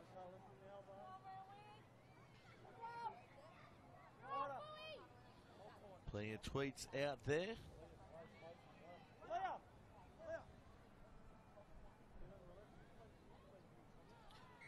And that'll be a penalty. So, development squad drawing the penalty, and they look to play wide straight away. Oh, nice hands there, Jess Drummond. She had a great game previously. Really got the development squad back on track. They were caught a little bit by surprise in the last matchup, you could say, but end up coming out well and truly eventual winners. Yeah, for the first minutes. Yeah, they had a slow start, but they come through well. The defence was outstanding in the last one, so hopefully we can continue that into this match. Well, minute in sevens is 10 minutes in real time, let's be fair.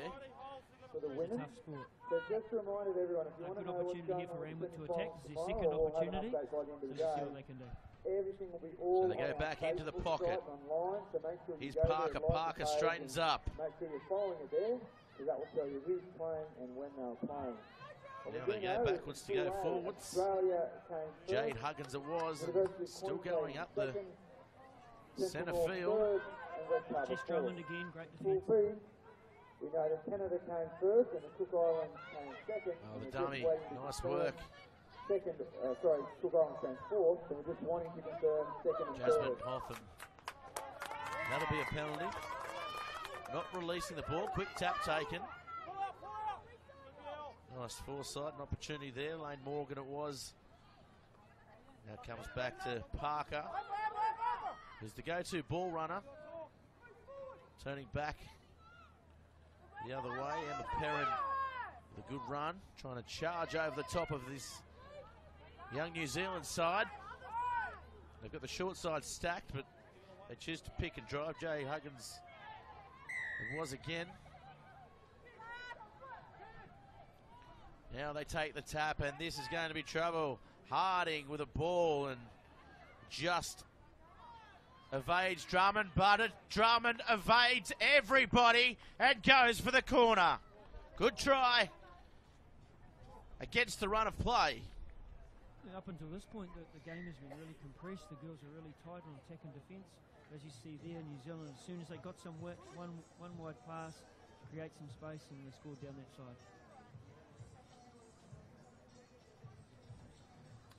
So, toughish kick.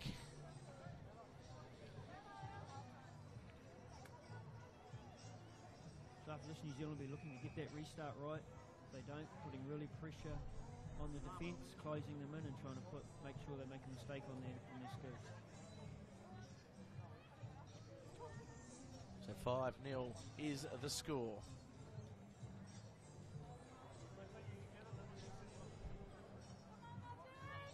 And the party atmosphere certainly hasn't gone away here today at the Central Coast, and the conversion successful with the breeze behind her back. She does well. And if you are thinking about coming down here to the Central Coast Sevens tomorrow, certainly come down and enjoy a great day of finals sevens rugby. There's going to be some epic matches on display. That one comes off the boot nicely that time, and Paenga falls on it. Now looking to go wide and just goes over the top there of Puri Lane. Drummond with some good feet and getting on the outside with that outside line. And this will be Ryan getting around. We know she's quick. She strides out and she scores the second try for the New Zealand development side. Again, New Zealand using some width, just creating opportunity for Leanna Ryan. She's a 400-metre hurdler, national third in the nationals last year, and she's also a very good soccer player, so using her athletic ability to get down that left-hand side.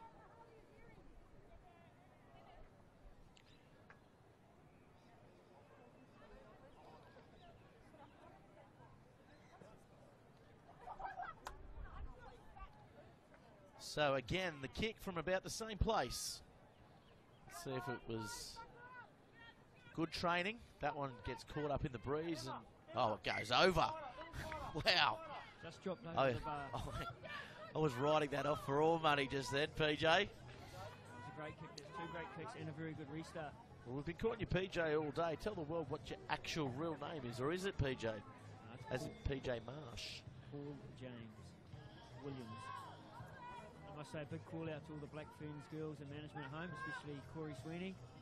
If you're watching this intently, looking for some new talent. Kick off again. Corey, a massive fan of Bar TV Sports. He won't be a massive fan of those kickoffs, though. Corey is. He's a very big fan of Bar TV Sports. He's tuning in right now, like hopefully a lot of other Kiwis are. If there are any Kiwis out there, let us know your thoughts. Yeah, and get on there, get the streaming going, and share it around. And great to have our mates home watching when we this. expand into the New Zealand market next year, should be good.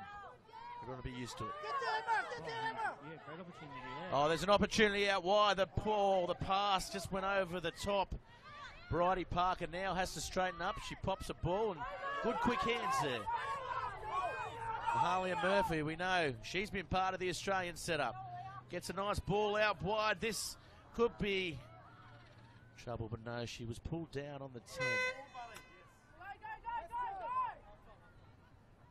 So the siren goes, but we will get one more play as Murphy picks up the ball.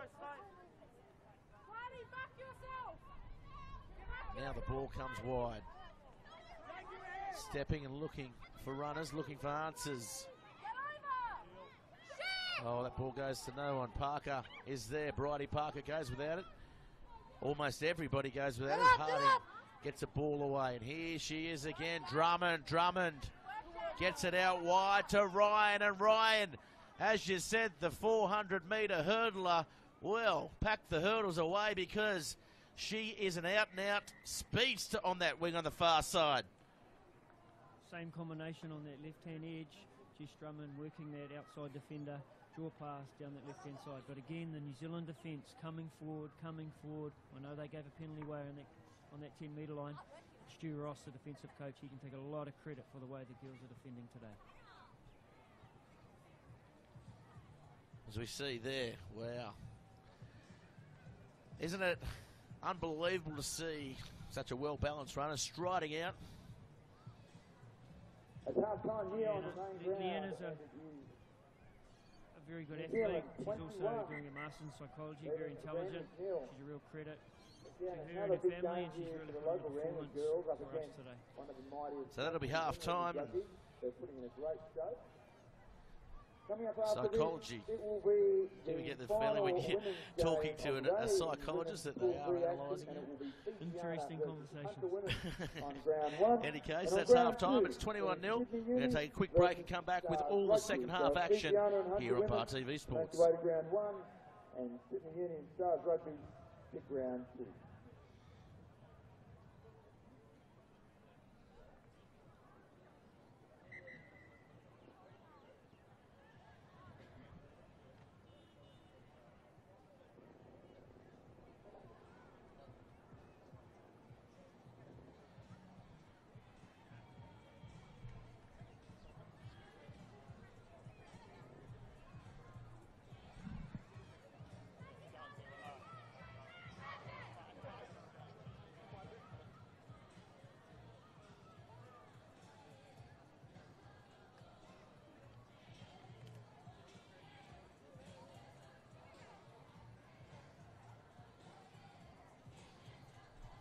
Welcome back, everybody, to Bar TV Sports coverage of the Canisius Cup here at the Central Coast Sevens, live from Morrie Breen Oval, and of course the Wyong Leagues Club, where you can dance away the night.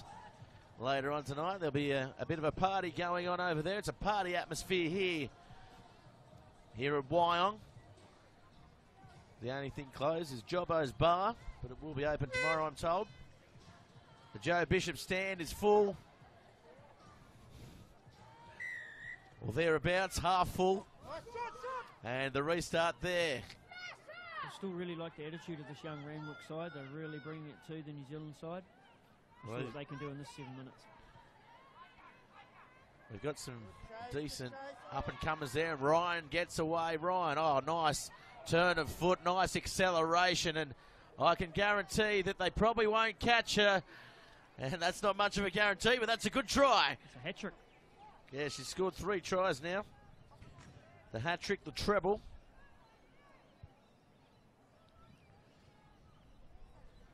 So 21-0 the scoreline.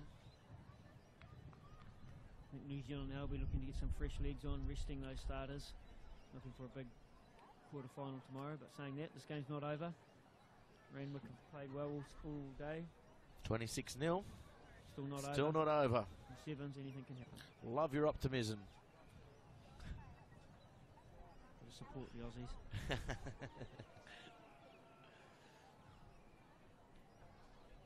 So did you get over here in time for the Bledisloe last week, or you missed that one? The what?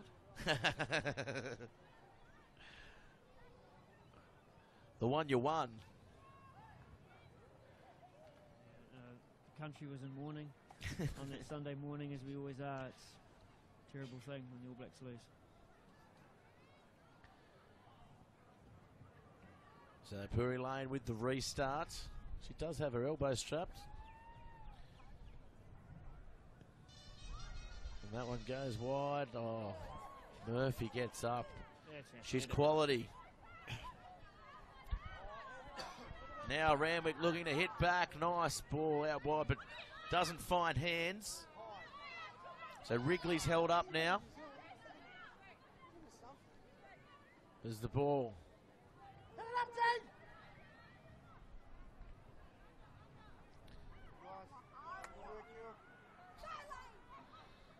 Inside, and now there's space out wide. This is better stuff here by Randwick.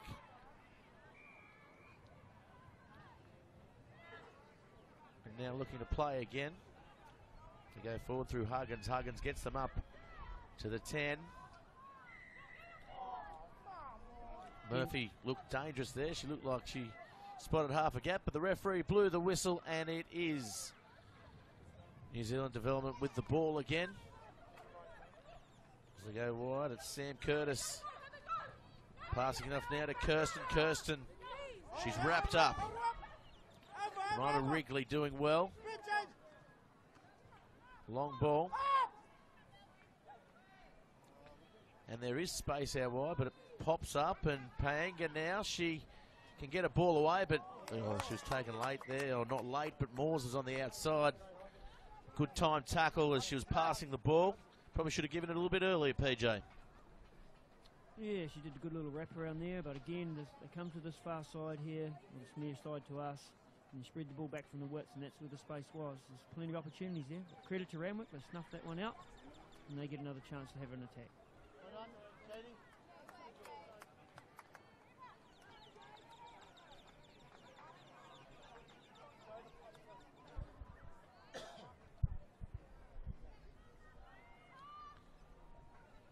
So Randwick with the ball. Kapani, she's just come on the field, and Kapani winds up. Kapani, she's hard to stop. What a run. Certainly making an impact off the bench. It was a brilliant line as well, as Murphy stands in at half-back. Gets the ball out to Parker. Parker, she's been good this match. Wrigley trying to get around her opposite. Kirsten can't. Inside ball, Murphy not taken without the ball, but not really going and are attempting to get the ball there. Does well to get it back. Here's an opportunity. Now, yeah, definite opportunity out wide. Kapani's on the outside, can't get the ball as they pick up. Just standing and delivering. Morgan, oh, that one just slightly forward. Defensive New Zealand again, just scrambling into that left-hand corner, jockeying off, scrambling in, and then still being able to bring line speed from that far side ruck. Great defence, New Zealand.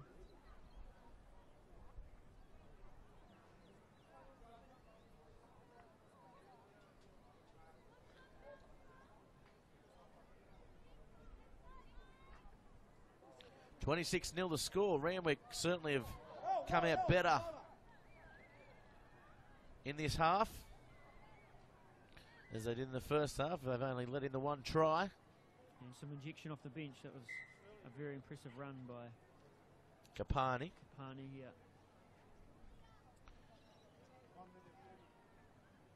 So it'll be Sam Curtis to feed the ball. He's going to be looking to get it to the midfield and attack from there, from here, I'd imagine. Oh, good scrum by Randwick. Got to win your set piece though first. They've come over the top, and that's a good penalty. Well worked, well deserved, and Kapani's on the outside, turned back on the inside, trying to run over the opposition. Good tackle around the waist there. Curtis it was. Just love how Kapani, who carries, gets over the advantage line, commits 2, 3, sometimes 4. Really giving her side a real chance late in this game. Got a good bit of pace as well. hard to stop.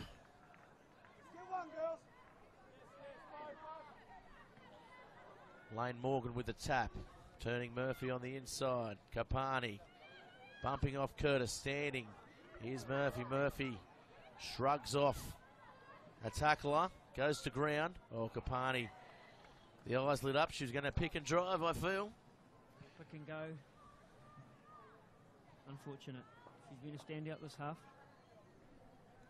So with 28 seconds remaining, 26-0 to score. Randwick, they want to get something out of this and get a try.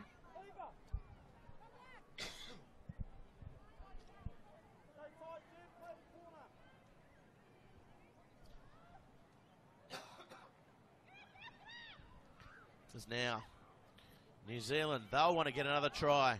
Turnover. A little bit messy, a little bit sloppy. Some of the decision making under fatigue. Well, the show and go. Here come Randwick, looking to pop the ball. Kapani taking it over, 26-0. So the New Zealand development squad, they will go through this tournament 3-0 in the opening pool stages. Here comes Curtis. Curtis with the inside ball. Moores, we saw how quick she was, and here she goes again. Another try for Moores. They've got the Ferrari out of the garage, and she goes under the sticks. Good call. I'm full of big calls. Great turnover again down there. Great defence, great turnover. And went length of the field. Great end of the day for New Zealand. Yeah, 3-0, so congratulations to New Zealand. They will go through, top of their draw. Fijiana now taking on the Hunter women's squad. So you'd expect Fijiana to potentially take this one out. And the Hunter women's obviously hailing from just up the road, up the Hunter Valley. So Newcastle, Maitland. So this is... No, we're on the Canada side of the pool, aren't we? So... quarterfinals tomorrow for New Zealand. Quarterfinals for New Zealand. They will play Fijiana or the Stars. I think. Well, this one takes on a lot of interest for New Zealand there. Yeah, Fijiana, you would think, will get away with this one, being a national type side against a provincial type side. But they have poured in a lot of money in women's sevens up in the Hunter Valley. I know firsthand, the Hawthorn Club, which is a benefactory organisation supporting local grassroots rugby up there.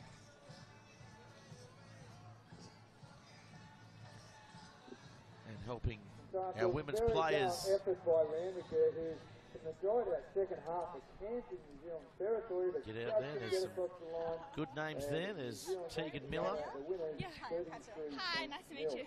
Lani Nathan, Hannah Southwell.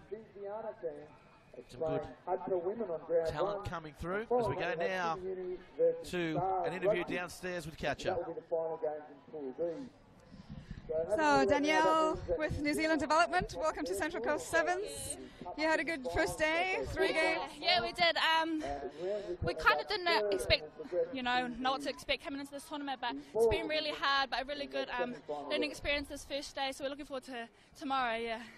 Yeah, so you've come up against Australian opposition, so tomorrow probably going to meet the other internationals as well? Yeah, so we thought today was really hard, dealing with the heat and the physical teams and everything, but tomorrow we're definitely up to the challenge, so we're looking forward to it, yeah. Have you been training together as a team a lot or not yet? We've only spent maybe 3 days prior to this tournament together, so we're still learning how to gel as a team, but yeah, I think we're getting there, yeah. And looking forward for some of the players, obviously they're trying to get into the Blackfern Sevens team? Yeah, definitely. I think that's a long-term goal for most of us girls, and we're just trying to put in all the work as we can. Just try to show the coaches what we have, I suppose, while we're here. Fantastic. Good luck tomorrow. Thank you.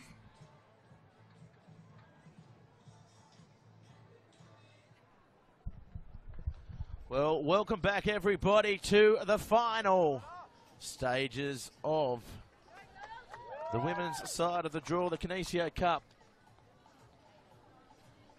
And it'll be Fijiana taking on the Hunter Women's. The team hailing up the highway, up the M1, the former F3, the former Pacific Highway.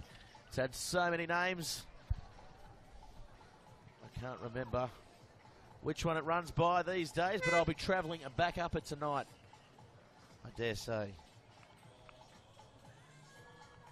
Unless the good people at Bar TV Sports put me up at the caravan park next door, which looks like it would be a feature here of Destination New South Wales, of course, one of the major partners.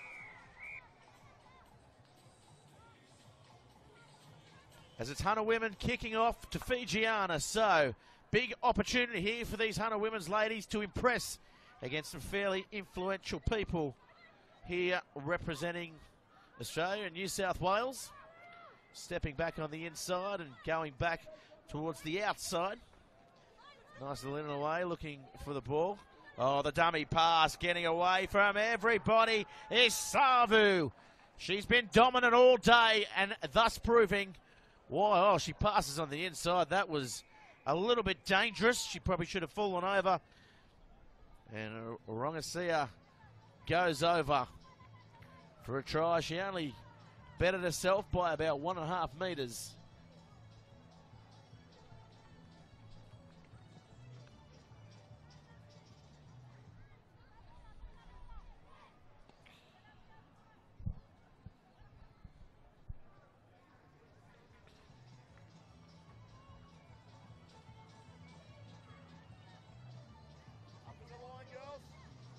So it'll be Fijiana now to restart as that kick was successful. 7-0 the score. And if they keep playing like this could be a tough 14 minutes here for the Hunter Women's side. Well, that is pinpoint. That kick that landed right on the 10-metre line. Now as Fijiana look to salvage something. They go on the outside. Oh, she can't go with it there. Anna Maria. Rongasia.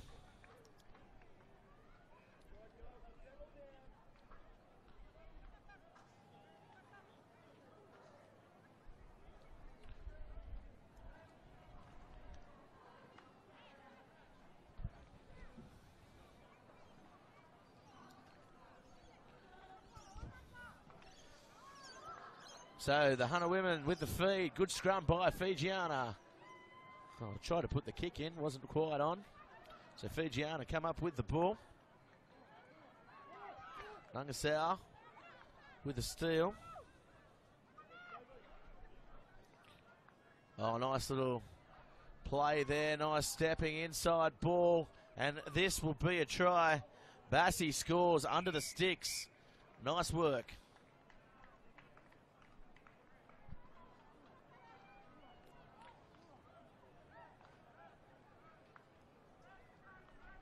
So the Hunter Women's side, they've conceded 2 now. It's 12-0 with a kick to come. You'd expect this one going through as we see the replay there. Great support play, great lines, and good try.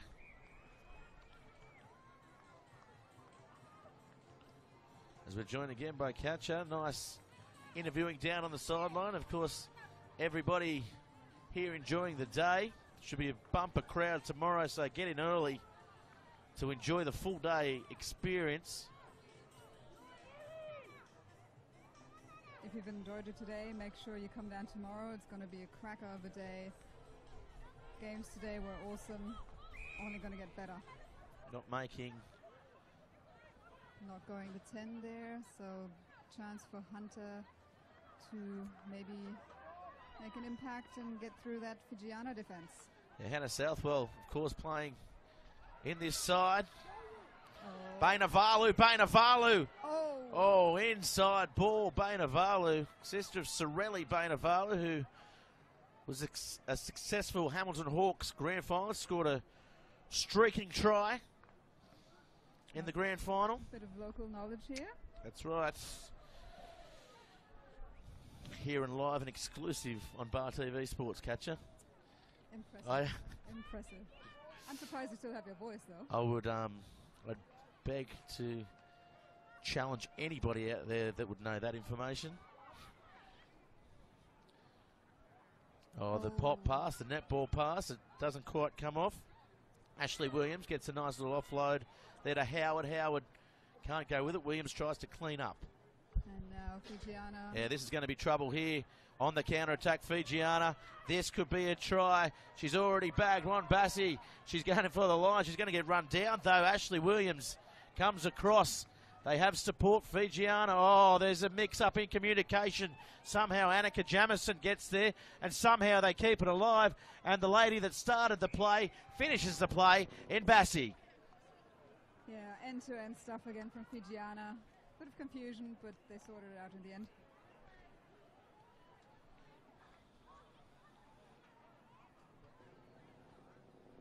And there we see the break, and didn't quite have the legs. It's been a big day.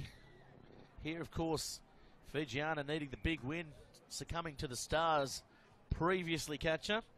So that's a big surprise for everyone, I guess.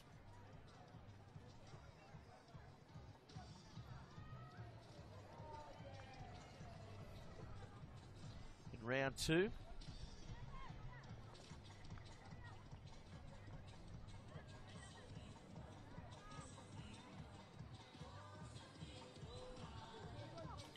That ball comes up. Suva again. Savu stepping, winding, jinking, getting everybody twisted and turned.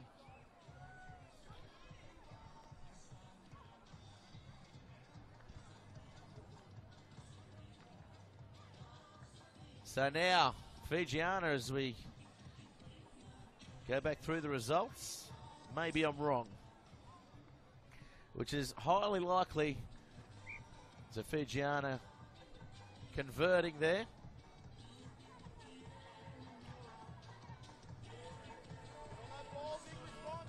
$24-0.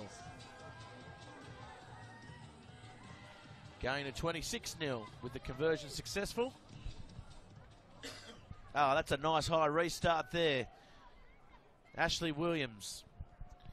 She comes up with it. They try the kick over the top in hope that the pace will there. Bainavalu comes through on it and can't come up with it as Namasi, she cuts it off, and the inside ball.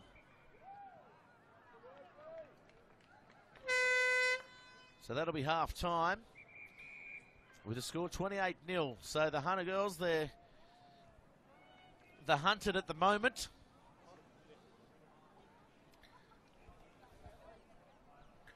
And they have almost been dragged down and slaughtered here by a very well worked, well-oiled Fijiana side. Of course, Bulla to all our friends over in Fiji. 28 points to nil. So coming up next, we then move into men's Pool A division, the round 3, the last pool round. So coming up is the final 4 matches in the Australian men's side will feature first up, taking on the Stars Rugby men's side, which we haven't seen here today.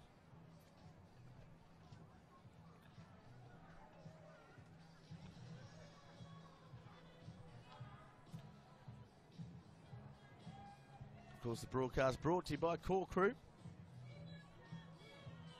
It's half time here, 28-0. Fijiana taking on the Hunters side.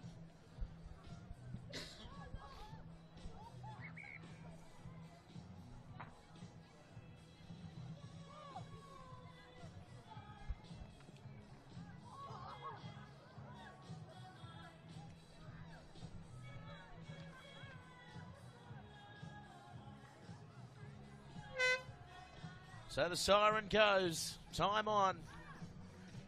Here as it's 28-0. We see the Hunter side coming from the field. Fijiana will be restarting here, so they look good in patches. The Hunter side.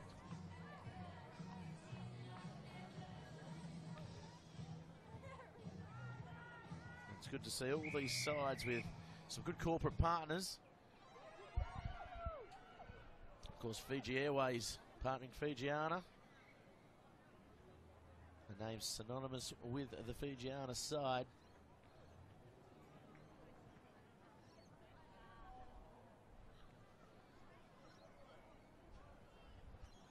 28-0 is the score. They want to potentially double this in the second half, Fijiana.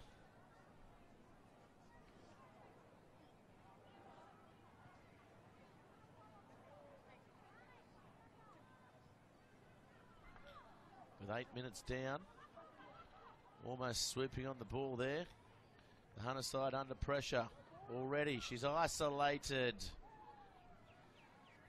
It was Afiki. So penalty now to Fijiana. The quick tap taken. And Bassi will go over for her third try. No, she's been called back.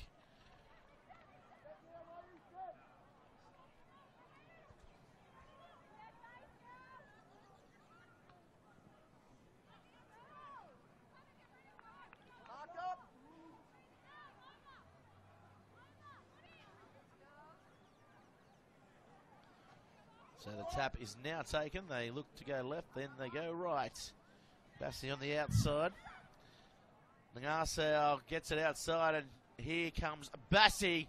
This time, it will be her third try of the match.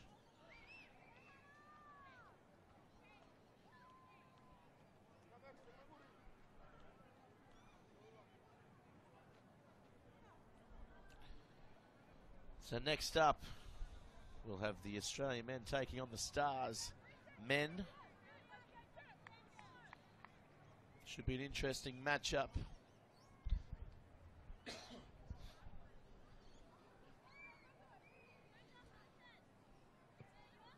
Kick from the sideline. It's a decent one, but just falls short by about 5 or so metres. Fijiana now making a couple of replacements. Roccavono coming on, no one really knowing who's going to kick the ball here. There's also Tine comes on.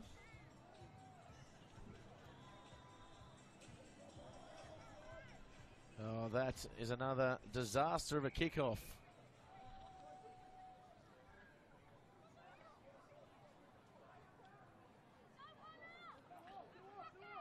Tap is taken. So here come the Hunter women's side. Oh, it's kicked forward. No mercy. Been called back all the way on the halfway for a knock on, but she was in for all money.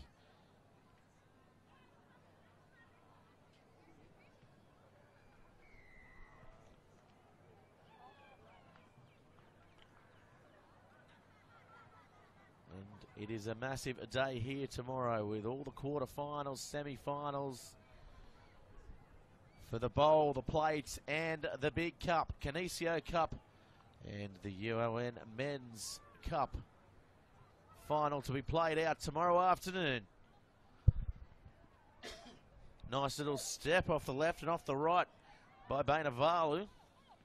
Sorry, Afiki it was. Taps taken. Referee just getting in the way there. They were looking for the quick one to Roccavono. Salto coming around the corner. Was Tavuti in the 7 jersey. She's been a little quiet here today. Diminutive, good little link player.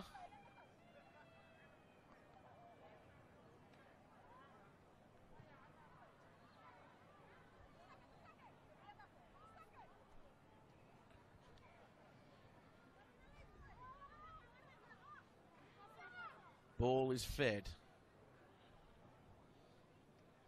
Fiki with a nice little play coming around. Bainavalu, we know she's quick, and we know Ingram, she can motor as well. Gets the ball loose. Kicked through by Afiki and cleaned up in the end by Tavuti. Now, counter-attacking again, Fijiana. Looking for the goose step. Nice ball on the inside. Solikuti over the top. The pass evading its target. Now Saltos charges up. Nicely backed up there by Tavuti. Gets the ball to Roccavono. Roccavono now steps off the right. Has support inside. Nice little jinking run there by Roccavono, but now this will be a try again for Fijiana. It's Neymasi who goes over on the far side.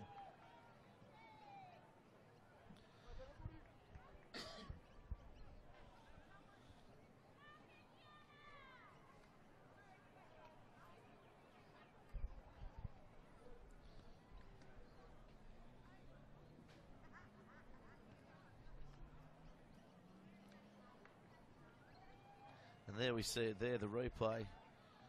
Just getting outside the tackle of Madison Ingram, and it's a good try.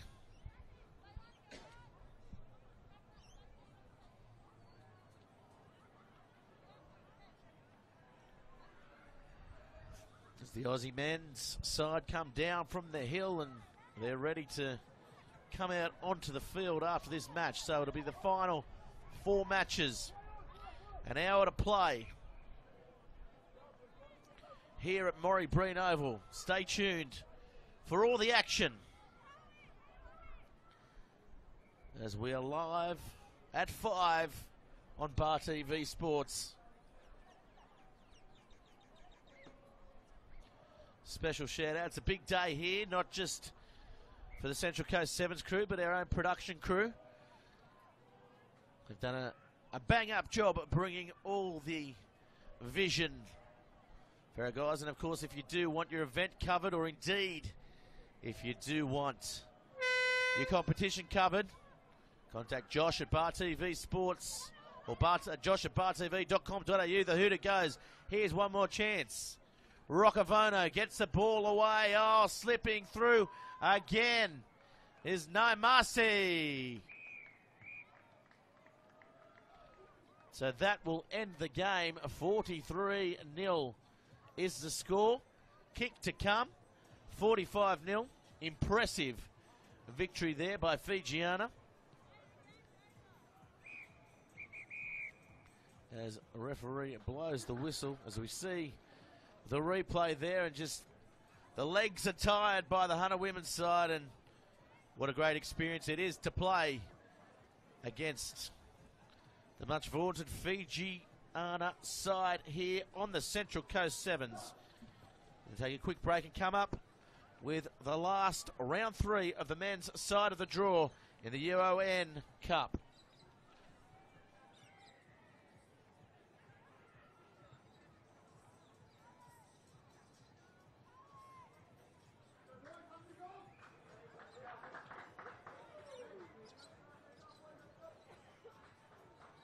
Wula, Coach Eliesa, Fijiana, so tough first day for you. Yeah, of course. That's why we came here, to try and experience this. We don't have a lot of competition back home, so this is the best opportunity for us to come out and try and get our combinations, test out a few new girls, and yeah, it's good to be here. And it's a good preparation for the Oceania Sevens. And definitely. That was the plan, to come down here and test. We brought in 4 new girls, so test them out and see where they are at the moment, and go back home, reassess, and get on with the Oceania tournament. Good luck tomorrow. Thank you. Thank you very much.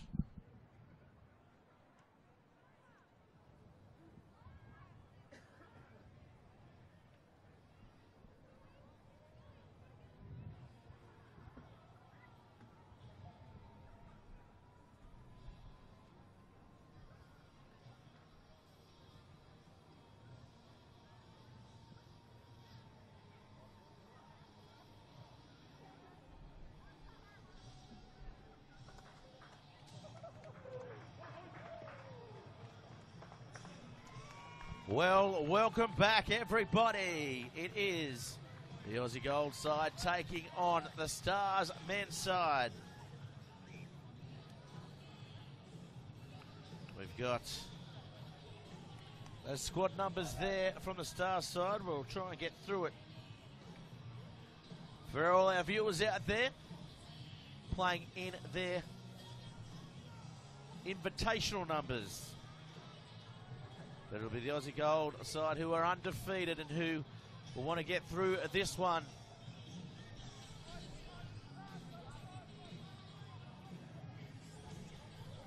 And they've been impressive so far on the top field. Ed Jenkins starting here for the first time today. Hasn't seen too much game time. So the kick-off by the Stars men's side, running left to right. Oh, they turn the ball over. The Australian men can't come up with the play. As the ball goes down, Regan Muir getting the ball away, but they lose a bit of ground, about 5 metres or so.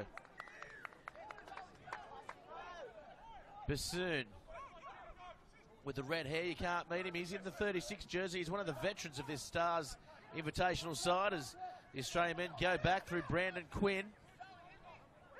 He's had a good account of himself here, and the ball flung inside. John Porch, we know he's quick. John Porch, all straightening up the run there. Lockie Anderson, what about that? Just showing a great turn of foot and scoring the opening try here for this Aussie men's side, who surely have to be the tournament favourites here at the Central Coast Sevens. And Andy Friend will be happy with the way the Australian men sucked up the attacking raids there. As good defence. As we go to the replay, conversion was successful, and yeah, just turning underneath, and the Stars couldn't come across, and just too big and too fast. Lockie Anderson, for what I believe is his first try here today.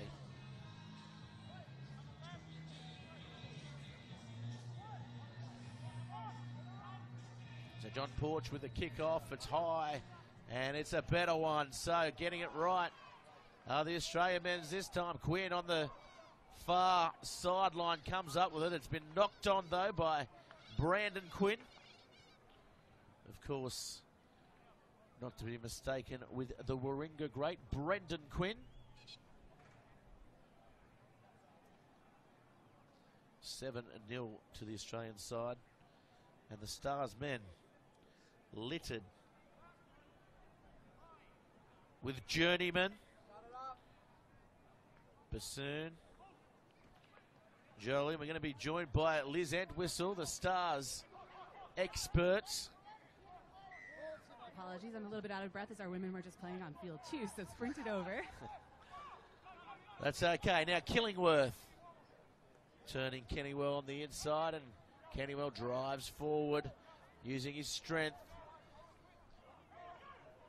Now there's space on the left if they can use it. Quinn turned back on the inside was John Porch. Couldn't go with it, Liz. Now some solid defensive work here for our Stars men. This is a team where the gentlemen just came together this week. We have players from USA, Germany, and Australia represented on the roster. A few of our college All-Americans that came. A lot of our young men under 23 in age. So a young team getting a really great experience here to play against another side in the World Series. Yeah, 100%. And what a great program the Stars program is, Liz. It's certainly kept you on your toes this year. Well, and we come away with possession here in the scrum, so perhaps a chance for our boys to attack. Yeah, looking to go coast to coast. As the dummy's thrown, they turn back towards where the support is. It goes forward, and now the Australian side through Porch. He gets through, gets the pass away. Charlie Taylor. Oh, that's magnificent. What a try there in the corner. That's what that World Series experience will get for you, is just dotting it down, body, legs flying out of bounds. We saw that ankle tap from young Naji Bassan. Naji is actually a college football player at University of Oklahoma.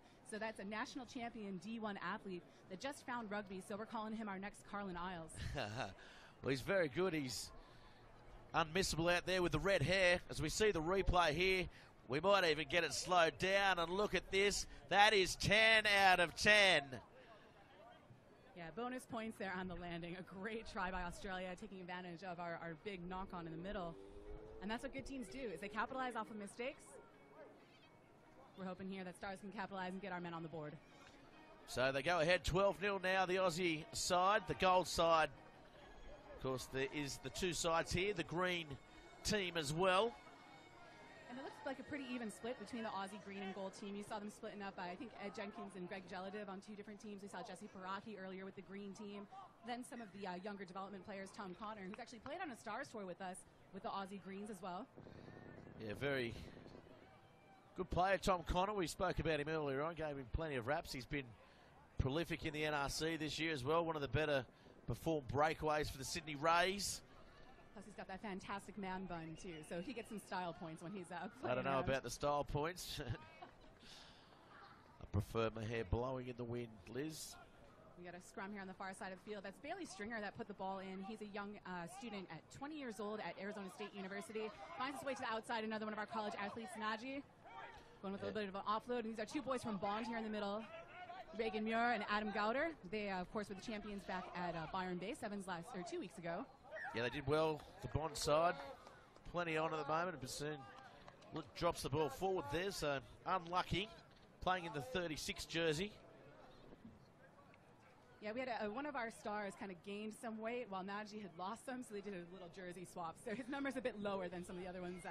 He normally would be playing a number like 149. Well, I called him a veteran before, going off what you taught me. That's some of our American deception there. Yeah, fake news, hashtag fake news, Liz. They come around the corner, Kennywell. Has Quinn on the outside, throws it, dummies, there's support. He might win the foot race. He will with Charlie Taylor in support. But that's a good try. Simon Kennywell, he's probably one of the best performed players here in the tournament today. Yeah, it's a good break. Australia going nearly 40 meters for the try, so coming from the scrum and getting the ball to the outside. A little bit of a tripped up with the footwork out there with young Naji on the outside. So not quite able to make the tackle. He's in a 2-on-1 situation. So we see the massive fend here on the replay. Finding that bit of space on the seam to the outside. That's Luke DeRoche, number 52. Another college All-American from University of Minnesota Duluth. Not quite able to get there. He's played quite a few times for the Stars, hasn't he? And he came over for the Tigers a couple of years ago, is that right? Luke has not played for Tiger. He actually he's played for us with Stars on a couple of occasions. Was up in Canada when we made the Cup final at the Calgary Stampede Sevens. He's actually a rocket scientist, no joke. He works for NASA while pursuing his master's at University of Southern California. Well, he might have to check out Simon Kennywell because there was rockets in his shoes just then as he went to the try line. Some might say that was out of this world. He might have to take him back, really. Rocket scientist. Maybe you can... So there's the Rocket Man right now, number 52 with the ball. Nice offload. This is, again, Bailey Stringer. He's been a high school and college All-American. He's been going to USA Sevens camps since he was 17 years old, only about 20 now. So a player that we've tagged for a really bright future. So here they come now. Muir gets it now to the Rocket Man. Okay. Can't help but hear Elton John in my head every time I see him now, Liz. You know, there's worse things you could have in your head. So we see I don't know. there. I've got some pretty bad stuff going on up there, Liz. Don't worry about that. So you see the penalty to Australia, the tap down field. Oh, we don't have a Porch. sweeper back. That's great heads-up play from Porch. Yeah, look at the pace. Sorry, Liz. Look at the pace by Bassoon. What does he run 100 over? I'm not entirely certain. He is a quick young man, so this is a tournament for him to really try and break out. He's only been playing rugby for 2 months. So. Oh, Quinn slices through. Good play there by Anderson with a quick tap, feeding Quinn on the wing, and that's a try, and that will probably end the half. It's unfortunate timing with that final try. You know, there's a big difference, we think, between being down by 3, being down by 4. Had we been able to stop it before half, could have been a little bit of momentum. The good thing, looking at this from a Stars perspective, is that a lot of these were mistakes that we made. They were turnovers in ruck situations, in the scrum, or penalties. So these are things that we can clean up as we look towards tomorrow. We're also looking ahead. After this tournament, we go into a little bit of 15s mode for a bit, playing against Life University, which is one of our top college sides in the States, multiple-time national champions in the men's and the women's 15s and 7s alike. And then we'll go back to 7s and be playing in Barbados in December, and a lot of this roster will return. So we can take a tournament like this and then elevate as we go to Barbados, then to Las Vegas and Vancouver in 2018 as a part of the World Series, and kind of take from there, looking at France and Spain later in the summer. So it's just kind of the start and the finish to a solid Sounds year. like a tough life, Liz. But this is the best place to be. Come on, Central Coast 7s. Well, what's been your highlight here today? Obviously, there's been some great games out there today. What's been your favourite? Who do you like on both sides of the draw? Oh man, I like our Stars women. Come on, 3-0 in our Apart bracket. from you, who's the biggest threat to the Stars women out there? You know, I think Australia is always top on form. We saw Canada kind of a slow start for them by their standards. This is a team that won the bronze medal in the Olympics. They're a team that's always in the top 3 in the World Series. So we'll look to see what our semifinal matchups might be. It looks like we're crossing over with University of Queensland. And we know their style from watching them play a bit on the Aeon 7 series. You're looking at a team that did not lose a single game on that series. They got a couple standout players. I thought Erica Fowler had a massive day. Lily Dick is always good ball in hand. So it's a team that we need to respect, and so that's going to be our first roadblock, really, to advancing deeper in the tournament. Yes, certainly, and congratulations on a 3-0. And the men's, how are they looking? I mean, I've seen impressive performances by so many sides here, too. We had fun. We did scrimmages against the Fiji Stallions earlier in the week. We also went out against West Harbour. We're friends with the Icons team. We've shared many of their players. I think we've had a little bit of a rough go. You have some very professional level teams here. We had a really great game against Brumbies. It was tied 12-all at half. Brumbies opened it up. They scored 3 tries right at the end of the second half, too. So that's a team that we really enjoyed being on the field with. But gosh, I think if you're looking at tournament favorites, you have to look at the Fiji Barbarians. Sam Myers got pretty high then off the restart, and the ball went straight through his hands. In any case, it'll be a throw here for the Stars side. Yep, a couple player replacements on the field. Coming on, number 144 is Chase Jolly, another 21-year-old. He was a high school All-American, plays college rugby at Bethel College, is now with the Wisconsin Rugby Club in the state of Wisconsin. Jacob Glasser, coming in as hooker. He plays at University of Alabama, Birmingham, which is a team that's advanced to our 7th national championships for our University 7 series. And then Jaime Serna, number 176, putting the ball in. He is a national champion at Principia College. This is a school with only 400 students total, and they have a national championship rugby team. Well, they've kicked the ball away then, Gorda. And that they probably didn't need to do that. I thought ball in hand is the best way forward here, as Charlie Taylor unleashes Ben O'Donnell up the centre of the park. A little bit of a battle in the ruck here. Australia's oh, that's good hands. What about that? And Brandon Quinn goes over in the far side. And as Bob Dylan would say, Quinn the Eskimo is here. Given all the hail we had the other night, he might have brought a little bit with him. That was great play. You can tell when teams play together and they have that familiarity. That's the struggle with having a touring side. But look at this, the quick ball to the outside. It's the little things you work on when you are a contracted athlete. You have to be prepared for all situations. I know our USA women's coach, Richie Walker, always has them practice like flamingos. You're on one leg with your knees in different positions because that's how you stride out. And when you have to pass the ball, you have to pass. He's got the shotgun. Get the ball catching machine and just aim it at them. That'd be one way to do it. Of course, with no gun control laws in the US, it is quite easy. That was set up a little bit too much. No comment. Moving on to the field. We had another take out flamingos at will and ad nauseum. Another substitute on the field here for Stars is Ben Ellerman on the outside. He's actually a young man that's 19, plays 7s and 15s both for the German national side. So it was an honor of having him on our roster. So there he goes up in the air. Earlier in the day, he had the most massive series of palm-offs I've ever seen. He put down 3 Brumbies players onto their bums and then scored the try. Well, that's one for the highlights reel for us to watch out. Of course, we are live on both fields at the moment. Now, coming out wide, Quinn. They've got the turnover again, the Aussies. And Longbottom, he's on the field as well. We know what he can do. He might not be called upon as Ed Jenkins is out wide, pops the ball. Longbottom, this is where he's dangerous. Running across field, looking to link up. Oh, link up he does. Anderson has support, doesn't need it. As Longbottom creates something out of nothing once again.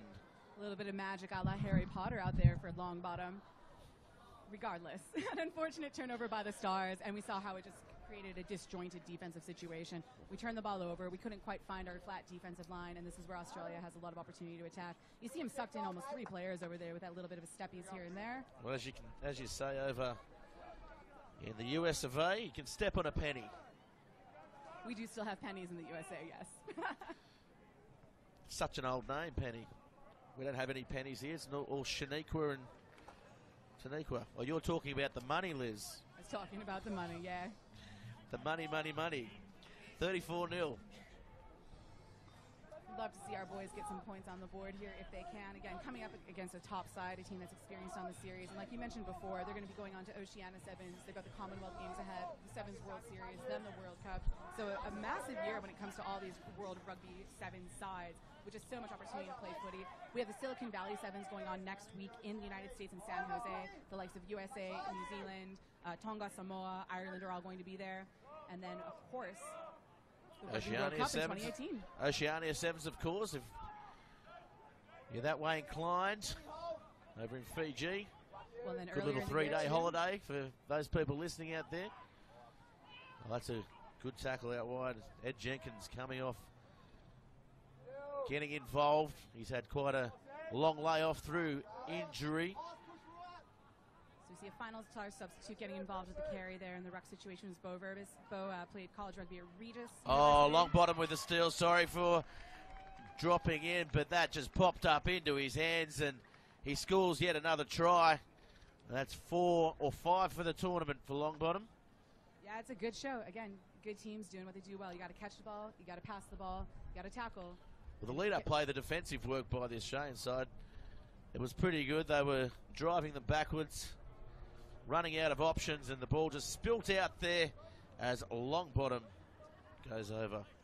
We've had quite a few tweets in as well, Liz, about your Spanish-speaking skills, which I'm absolutely impressed by them. I lived in South America for quite some time, and I'll tell you what, I've forgotten all about it, but it all came flooding back. Thank you. I had the opportunity to spend some time in Central South America myself. Was in Spain last summer, actually with the Icons team. Went on tour with them just to see how they operate and see what tips and tricks we could take away from Curdo and Manny and the outfit that they've got based up there in Brisbane. But certainly worked well too. You know, playing against teams, Spain, Argentina. You see Venezuela that played in the Olympic qualifier. Colombia made it to the Olympics. So exciting times for the growth of rugby too. Of course, you mentioned the Silicon Valley Sevens as well coming up. Should be a good event in the next week. Yeah, it's nice to see more events like that popping up. Of course, we've got the series here with the Coral Coast Sevens and then your Samoa Independence Sevens. We saw Oktoberfest Sevens debut as a world-class tournament in Germany earlier this year as well. So again, these teams getting a lot more invitational competition, but this is still the best one in the world here in the Central Coast. Outside of the World Series, you cannot beat this atmosphere. Just out of curiosity, with the Silicon Valley Sevens, is Pamela Anderson and Mickey Rourke the ambassadors for it? You know, different kind of Silicon Valley. We're talking more computer and data, but I'm sure if they were invited, they might show up. I wouldn't data, that's for sure. As we go out to Longbottom, the ball comes out. He comes around the corner. They straighten up again, and here comes Australia for another try through Ben O'Donnell. That was just too easy for Australia. You don't want to give up tries in the middle. We just gave them the space. He looked up. It was there. It was a great read by Australia. An unfortunate defensive error by our star side. So this is something we'll be looking at tonight as a review film. Still advancing to play on tomorrow. We've got the ball, the bowl, and then, of course, these teams advancing to the Cup quarterfinals. So this is a great lesson for our young men, seeing what the world-class caliber, what the standard is. This is the first time for all of these men coming to Australia. The first time that a lot of these men have played in Central Coast Sevens. So it's a great opportunity. We'll take it back with us, and we'll reboot for day 2 tomorrow. Yeah, unlucky, Liz. Thanks for joining us throughout the day. Feel free to stay on if you've got nothing else to do. You might want to get back to Cooinda Waters and get yourself a spa, get some room service, and have a nice, quiet night in. I think our men and women are going to go and hit the ice baths for a bit, get a bit of their recovery in. Like we mentioned before, fantastic setup here at the tournament. We've had the honor of working with Alex Floor with Kinesio Australia for the last few years. He owns Optimum Health and Performance with offices in Terrigal and Wyong. So we've got all of our treatments sorted. Might get some needles in, some acupuncture adjustments and everything. So I've got a little bit of time while they hit the ice. Might be able to stay on for another team. And well, don't mention hitting the ice around Wyong, because that could get dangerous. What a fantastic match we have again here. We have the Fiji Barbarians coming up against the Australia University side. We saw these Fiji Barbarians actually play at Rugby Town Sevens in the USA. That's a tournament that takes place every year at the end of August. A $10,000 prize, free entry to Coral Coast as well. The last 3 years, the Denver Sevens team, which is one of our USA National Development Academies, had taken the title. And then Waisali Sarevi shows up with his roster of all-star, Fijian, Olympian, gold medalists, and they just blew it out of the water. Life's unfair sometimes, Liz. It's a harsh lesson to learn. I can attest to that. True. I can certainly attest to that. But you come through on the other side, and you're a better person for it, Liz. Well, I mean, we're literally on the other side here, being down under for the tournament. So. Well, here we see Australian University for the first time today on the show court field, right in front of the Joe Bishop stand. The crowd's out on the balcony here at Wyong Leagues Club, and the Fiji Barbarians are ready to take it to the much smaller Australian University side. This is a Fiji side that has height on their side. Look to see them, challenging in the air on these restarts. They're going to look to maintain possession of the ball. We all know that Fiji has an amazing offload game, and they do have quite the roster here of their. They've got gold medals, Jerry Tuai, Bravo. We had a couple of our young men thrilled to meet both of the Tuai brothers. PO2I playing with the Fiji Stallions this weekend as well. Just, again, a fantastic tournament for all involved. Great take in the air here by Aussie University. Still able to come away with the ball, but no, says the ref, it's going to be a knock-on scrum to Fiji. Jackson Bird in the 3 jersey, of course, not to be mistaken for the Australian cricketer Jackson Bird. He hasn't made the switch, so don't panic. The Ashes are safe. I can't really comment on cricket. It's not a game I'm familiar with, Gareth. Well, it's a real man's game of baseball, Liz. They tried giving us lessons at the Kooinda Waters one year, and we showed up in fancy dress and just had a good go of it all, but we still had no idea what the rules were. Rabavuvu getting it back towards the left, and this was danger early on for the Fijian side. And Domalale scores over in the corner. And speaking of cricket, this could become the proverbial cricket score. So, are we looking at a century? How many overs? Oh, listen to you. The terms? Don't pretend you don't know. We've actually been looking at the possibility of Stars expanding into some other sports, and by that I mean rugby league, and seeing if we might be able to enter some nines tournaments for fun, and also touch rugby. It's starting to grow a bit in the USA. We think it's something that translates well. When we look at all these stars on your Australian rosters and everything too, and just the way that like these Fijian players move from growing up in that sort of atmosphere, if we can use a little bit of cross-training across other sport, might be something that we can incorporate and look for more fun tournaments to go to. Cricket's the perfect summer sport for your Stars player to get involved with. There's nothing better than evading the wife out for a whole day and 6 or 7 beers after the game and getting home and falling asleep on the couch, Liz. That's what cricket's all about. So with our roster, though, being so young, these boys can't drink beers. Well, you're going to have to change the legal age of drinking. Ooh, that's going to be a card in this situation. Yeah, that's trouble. This will be a trouble here, and Kurnavulu, he scored a couple of blistering tries early on here, and now he's left his side short, and there's a bit of an injury out there. I think he'll be right, though, as we look at the replay. Goes up. Like came down straight on his back there. It wasn't too bad, to be fair. He went for the ball. He didn't even leave the ground. That's how tall he is.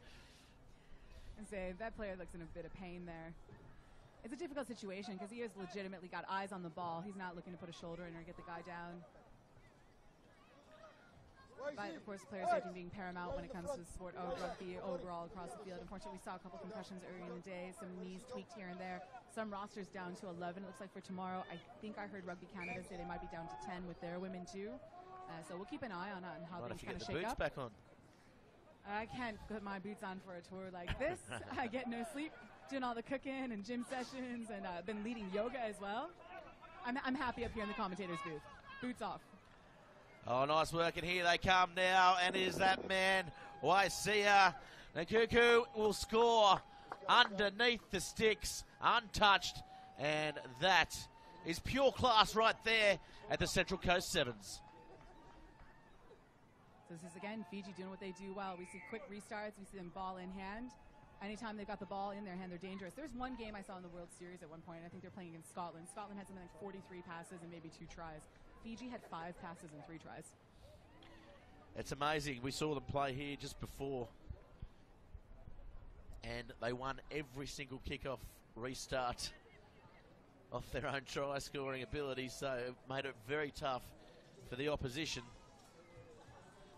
Yeah, you can't score if you don't have the ball, and possession is king when it comes to the game of sevens. We talked about 15s being so different. We're always trying to go forward, go forward. Here, you want possession. You rely on your passing skills and playing a cool and calm, collected sort of match. Of course, anytime Fiji's on the field, it's fireworks and excitement, so. Of course, not real fireworks. They are banned in New South Wales. You're missing out. Come to America for the 4th of July, and you'll see how fun fireworks can be. Fireworks, guns, everything's going on over there. You just can't get a drink under the age of 21. Sounds amazing. As we go back to all the action. Mainly joking, Liz. I love the US. Thank you. We love it there, too. But, again, it's always great getting to come abroad and see just the different rugby spirit and culture and getting to match up against these different teams. Well, I mean, anything that gives you Hollywood's got to be all right, doesn't it? As we go back now to the action. Plenty of big moments here. This is bigger than Hollywood. This is Alexio going over for a try. Again, Fiji with their third try of this half. A minute and a half still yet to play, but Fiji dangerous. Going back 60 meters the other direction. Aussie Uni's had a nice break. They got their way downfield a bit, and they're putting the pressure on, but you need more than just pressure when it comes to playing against Fiji. Yes, certainly outmatched, outclassed, and there's not too many sides here today that are going to be able to stick with this Fiji and Barbars side. Not at all. We see just like how he was carrying the ball. There's a threat where he had the option to offload, and then just really opens up a beautiful long stride, getting the try, crossing across that solid white line, and still another kickoff here. 17-0, and that one fades away. Go across the posts, so it'll be 17-0. The score remains, a minute to go, and this Fijian side will look to kick out wide, remembering they've had a player off as well, so scoring 2 tries in that time. Yeah, it's not a bad way to go. They're back up to their full unit with 7 players back on the field. And here he is there. There's the man. Kunavula. Nice work at the breakdown. The university side come up with it, though. So it's just fun listening to how well these teams communicate on the field right now as well. I mean, just so much chatter connecting. It looks like Aussie Uni has a little bit of an overload here to the near side of the field, but playing it a little bit light, a little bit easy, pulling out of any sort of run or passing options that they had there, taking the contact in the middle instead. Yeah, interesting. Quick hands would have put the Barbars under a little bit of pressure there. Of course, the Australian Barbarians, Australia v Barbarians tonight, the Wallabies. Yeah, Wallabies with a great showing last week, and we were on the plane, so we didn't get to see that Blood Cup victory, but as soon as we went through customs and said we were here for rugby, everyone was commenting on it. So. Oh, this is picked up now, Kunavula. As they go, look for some options wide.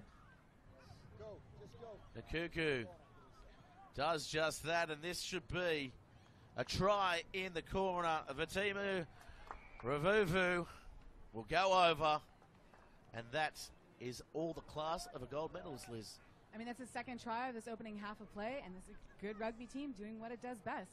Ball in hand, always a threat to score. They're getting the turnovers that they need on defense. They were challenging in the air. Of course, that one put them 1 player short for a bit of time, but they're putting the pressure on Aussie Unis, and Aussie Unis would have to play a perfect match to get a try through themselves. Love to see it happen. Young players getting solid experience. Last year we saw the New South Wales men put solid performance, making their way through to the semifinals, and a few of those players getting pulled up to the Aussie side as well.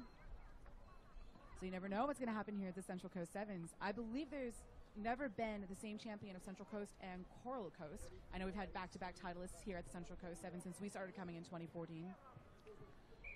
It'll be interesting, and referee's going to call half-time there.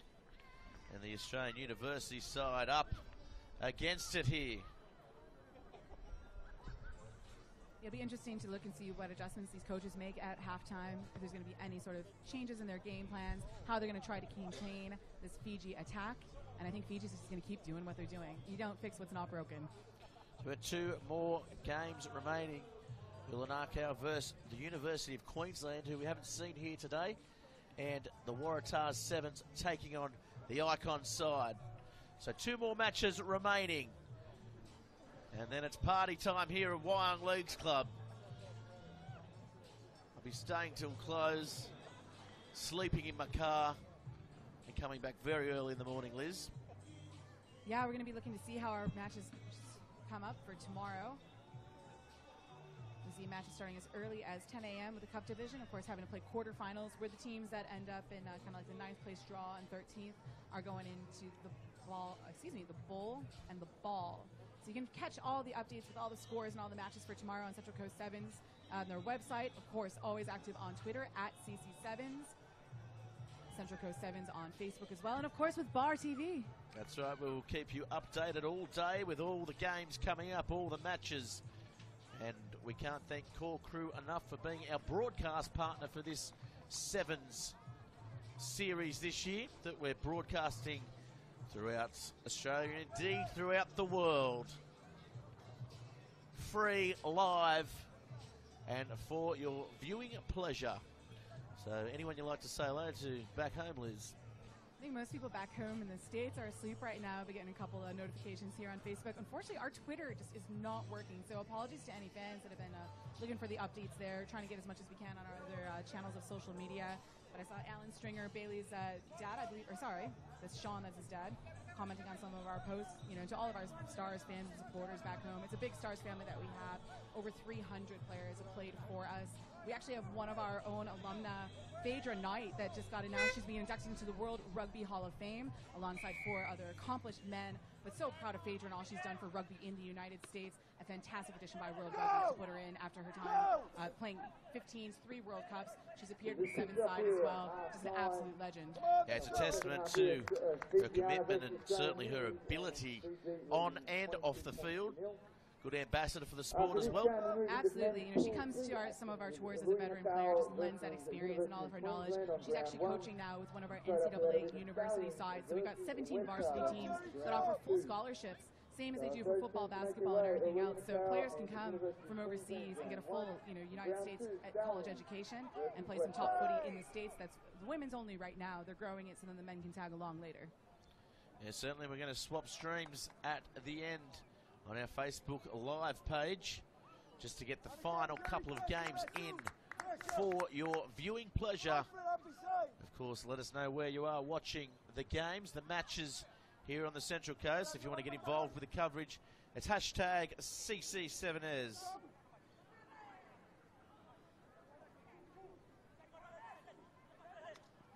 See Aussie Universities here with a little bit of an attacking opportunity. Coming around the outside, there is their number 8. That's Ethan Miller with ball in hand. He's been strong in defence. They haven't had too much ball here. And they're coming up just against a big wall of Fijian defence. It's interesting because you see Fiji with about 5 players that are clustered behind that ruck, and then they're instantly able to slide and cover around to the outside. So it looks like there's space to attack. You're looking to swing that ball, get it out. Hands are due, but it's got to be quick hands. And if you're under any sort of pressure, Fiji is so quick to get their alignment set. Hold it for,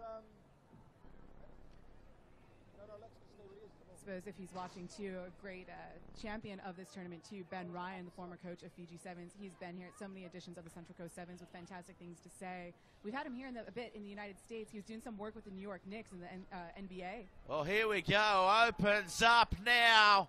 And that is a good try, untouched. And it is none other than Jerry Tuai, the champion, the Fijian legend. And he goes underneath the sticks. And that just shows his class and his ability to find the try line is second to none. Especially doing it just off the back of the scrum. So we see that little pick and go he does. Straight up the middle. No one's going to touch him like a hot knife through butter. About 40 meters there on the try. Just great heads-up play. And that's why he's a gold medalist. That's how a gold medalist holds himself, runs. And all our young kids out there watching the stream, take note, because you may not ever see another player in the calibre of Jerry Tuai. And now the Australian University side looking to attack, countering here the dummy, but coming across just too fast, too big, and too strong. The Fijian side penalty is blown. The quick tap taken. Barley looking to turn them inside out. Vakarabogo. Barley now looking for Ruai, and this will be a try. Big Paula over.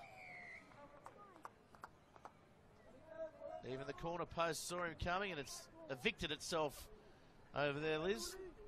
Yeah, again, another solid try here by Fiji. We saw Aussie Universities on the attack, and then we saw just the unfortunate penalty. A little bit of holding on to the ball too long in that ruck situation, giving Fiji free play, a little bit of fair play, and able to go on. We see a couple other Fijian sides here in the tournament. Ulianaku is here, Chabadamu, a team that our Stars men played earlier. We don't see some of our old favorites like Yamathea Deveda that have been in the tournament before. It's always interesting just seeing which strong Fiji sides make it through. Last year the Police had a good run in the tournament as well. There's plenty of skilled rugby in Fiji, and that goes with both the men and the women. the Fiji women's side making some strides in the Women's World Series, of course playing strongly in the Olympics too, so it's just great to see how this keeps growing and growing and growing. And of course, speaking of women's rugby, we had the 15s World Cup this year. Great showing by the the Black Ferns. Yeah, definitely, for sure. And of course, Fiji drew in the NRC competition here as well, so plenty of support for grassroots and the growth of rugby in the region here. And it's tournaments like this that really help out and puts rugby on the map. So now, Australian University, they go wide, and this is their best opportunity of the match. Yeah, it's good form by Aussie Universities, and here they are pulling out of under pressure. Boomellen, oh, nice little kick in behind. Can it pop up? I don't think so. Just not getting the rub there. And Matt Dorset almost finds the player coming around in Fraser Tui. And Fraser Tui, unfortunately. Yeah, solid rugby fundamentals here, looking to go sideline to sideline. They were overloaded on defense, so they didn't force it. You don't want to get into that contact situation where they've had penalties called against them before. So smart play. Coming back the other direction, would love to see that pass connect, but now we're going to see a scrum to Fiji. And if I were a betting person, I would look at the weak side option again. Well, I'm a betting person, and I'm going to look at the weak side option. I'll throw 100 on it. Ah, too late. Thank goodness. Yeah, the horse had already jumped, so the bets are off as they turn the back on the inside. Uliata, inside ball, and this will be another try. Explosive stuff by Vaka Rabogo, and Vaka Rabogo will go over untouched. That was just a beauty of the offload on the far side of the field, just opening up the littlest bit of space, and there he was taking the pass. Another try under the sticks for Fiji. And let's see if they add the extras. They may not worry about it. They don't need to worry about it. It's 39-0. Mark it at 41, and there's still going to be another play yet to come. And look again, look at the separation that he gains. We saw a nice chase at first from the Aussie schoolboys player, but just too much pace, and again, those long strides. This taller Fiji side has the advantage when it comes to the ball in the air, but also just on the ground. So the Australian Uni side. Ball comes down, almost comes down with snow on it. Yeah, there's a beauty of a kickoff. Fiji doing well in the look air. at that left foot step. Jerry Tuwai kicks it across field. Doesn't exert himself. Could have scored, but getting a little bit crazy, and 41-0's the score, and it's a good one. Yeah, a good win for Fiji. Have to be pleased with their performances today. Always a good day of footy when you can get a shutout against the other team. Aussie Unis, again, a solid effort by the young men coming up against the tops in the world. Look to see how they go through tomorrow. I would love to actually see a matchup between their team and our young star side. I think that might go quite well. Yeah, definitely. If we want to see a university side, this University of Queensland side, very good, well performed as well. Yeah, another strong program coming up from Brisbane, coming up against Ulianaku here in the yellow and red, going from right to left across your screen. And you can see the difference in height. I don't envy the UOQ side being out there against Ulianaku. It's going to be a tough one. And it's Fiji running our winners, 41 points to 0. Up now on ground. Saw many of the UQ players do so well when it came to the Aon Women's 7 Series. Their men's team has been cheering on the Red Heavies all the way. Saw them both supporting each other on the sidelines of this tournament here. We've actually had a couple of UQ players play for us with stars on the men's side. Michael Scanlon spent some time from the USA with UQ, came back, played with us for 15s. And of course, we saw earlier Erica Feller that just had a massive game, fantastic performance. She's one that also does a little bit of league as well. The Connor Clancy looking to turn players inside. Wyatt Setu, who had a great tournament in Noosa a few weeks ago. They lose the ball, and Ulianaku come up with it. Yeah, doing well to maintain possession of the ball here with advantage to their team. It looks like advantage gain. And that's a good try. He scored quite a few here. Asia. And he goes under the post, the man on screen, 5-0. And if I was a betting man, I would say this game could also blow out to over 30 plus. I think I'd agree with you there. Of course, you know, these next few possessions are going to be pretty key. If UQ can get points on the board and just come back and answer, they're in the match. If they let Ulianaku just control possession and get downfield, this is a team that's capable of scoring 3 tries a minute.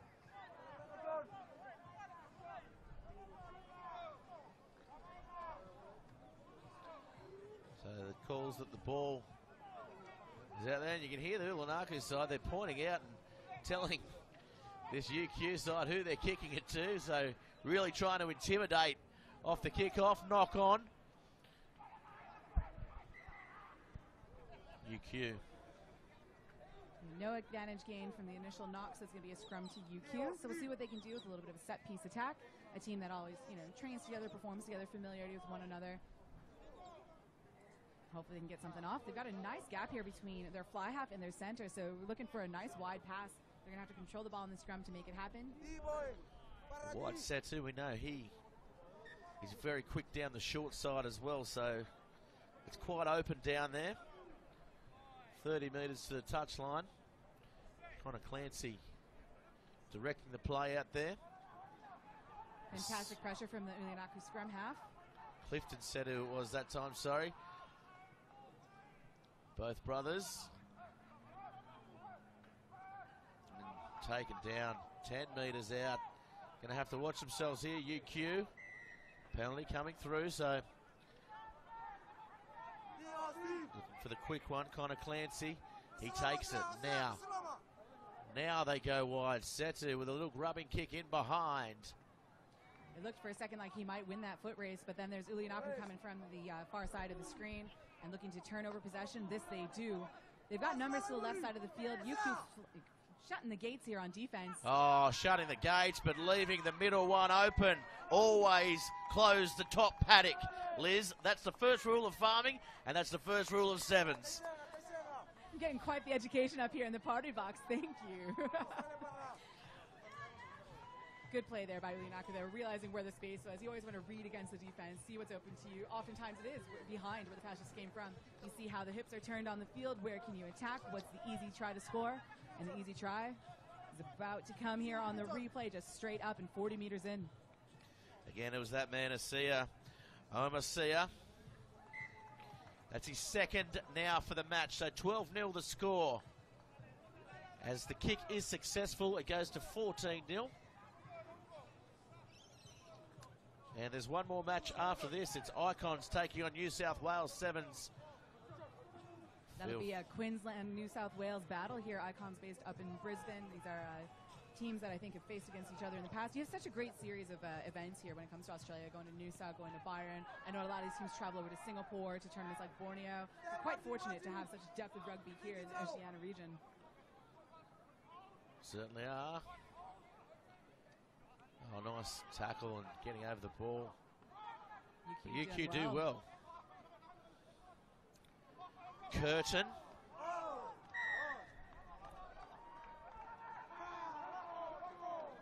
Quick tap taken. Barisi. The pop pass. Kubu. Good link man. He's been there all day or thereabouts. Trying to do it individually here at the moment. Here's Kubu again. Kubu attacks the line. Setu coming in off. Creating a bit of space out wide now for this Ulanaku side. It's quite a nice set piece of defensive play here by this UQ side. Really making Ulanaku work for it. These young men are hitting their tackles. There's another strong tackle from UQ. Going to challenge in this ruck, see if they might be able to drive over and a steal. The ball bounces out the back, but still in hands. Ulanaku staying composed, not giving away possession, playing good sevens. Matatoga goes through. Good try, individual effort. And he beat everyone with a deft turn of speed. A little jink in his run, a step, a goose step, and a side step, a two-step, and 1, 2, 3 step. He's over.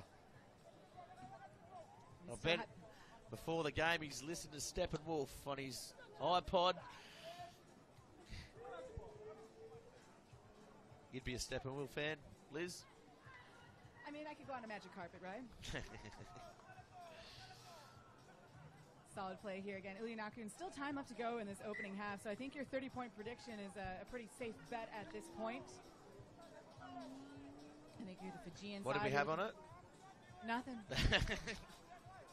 We go through this every year, Liz. I know you don't bet. Well, I just remember the year we were betting on Sunnybank and their kickers making the kicks from the outside, and we saw Robbie Butcher and Peter Lee carving it up a bit. There were some good kicking performances. Of course, it's always difficult because here at the Wyong Rugby Leagues Club, there's actual grass on the field. We're not always used to getting the best of fields when it comes to rugby in the United States. We do have some gorgeous facilities now. I mentioned Rugby Town Sevens out in Denver. We actually have a new Major League Rugby competition kicking off next year as well. So all of those teams are going to have gorgeous stadiums, beautiful sidelines. Oh, hold it right there, Liz. Sorry to cut you off as we go back to the action. Nice little inside ball. This will be close. Oh, the flick pass.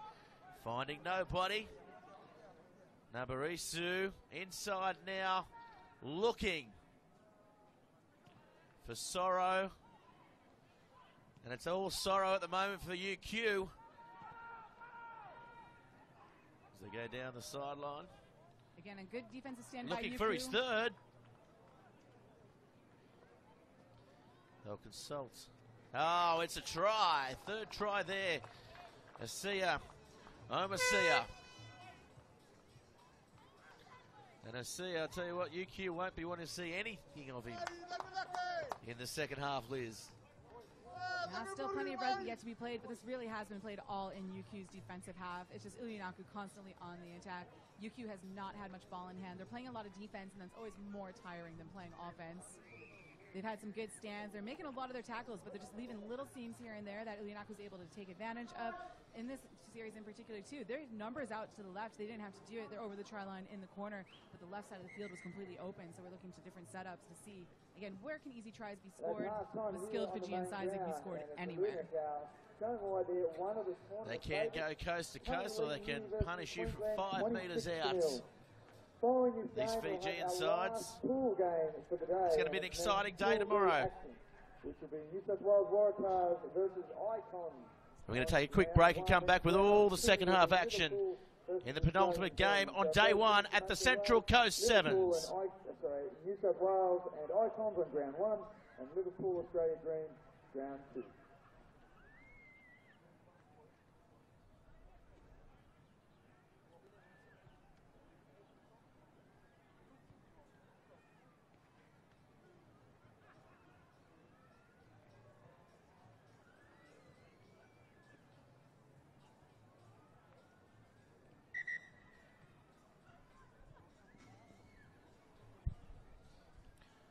Well, we're back here live on the Central Coast. The second last game, 1.5 more matches to go. It's exciting leading into day 2, the finals day on the Central Coast at Moree Oval, the home of Sevens on the coast.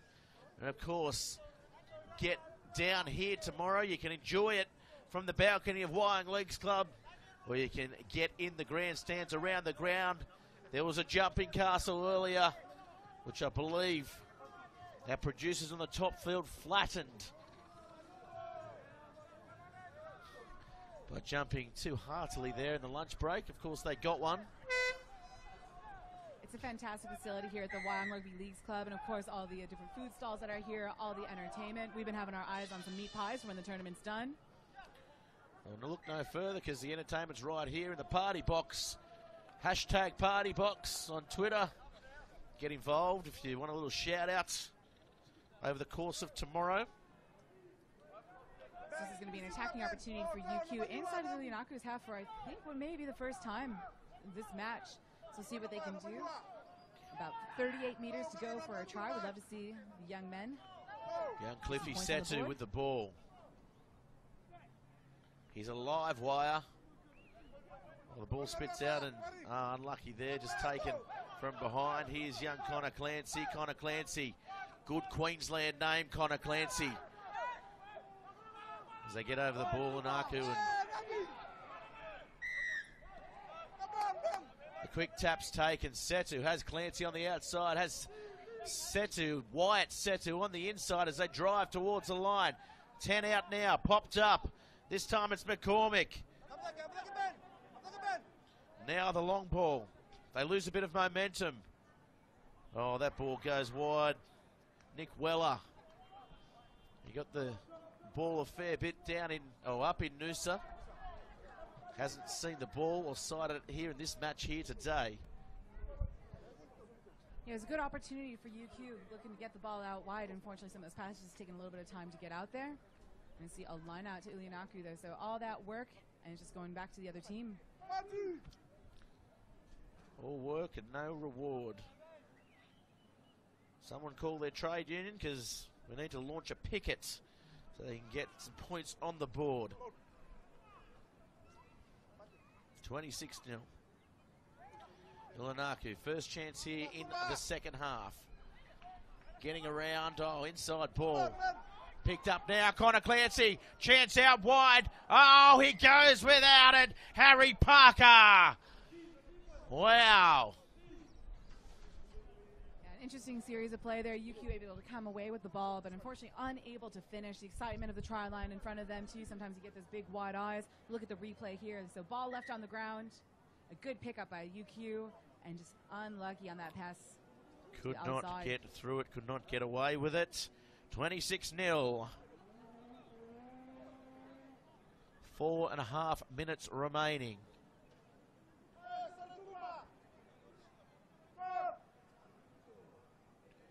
There's the referee just taking his time.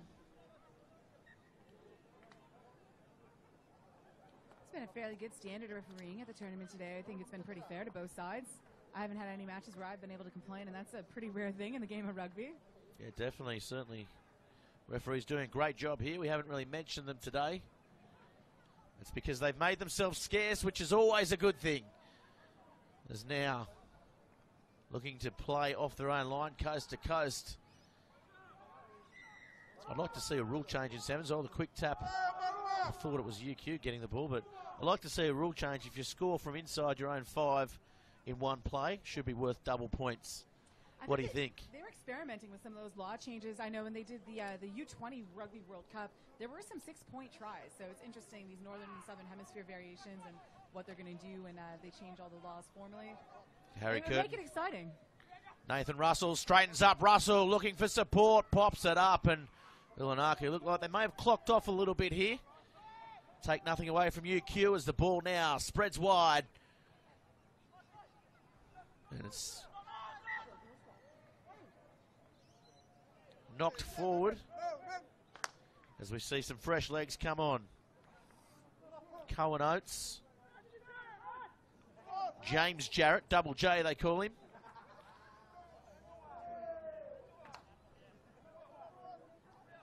On campus there at UQ.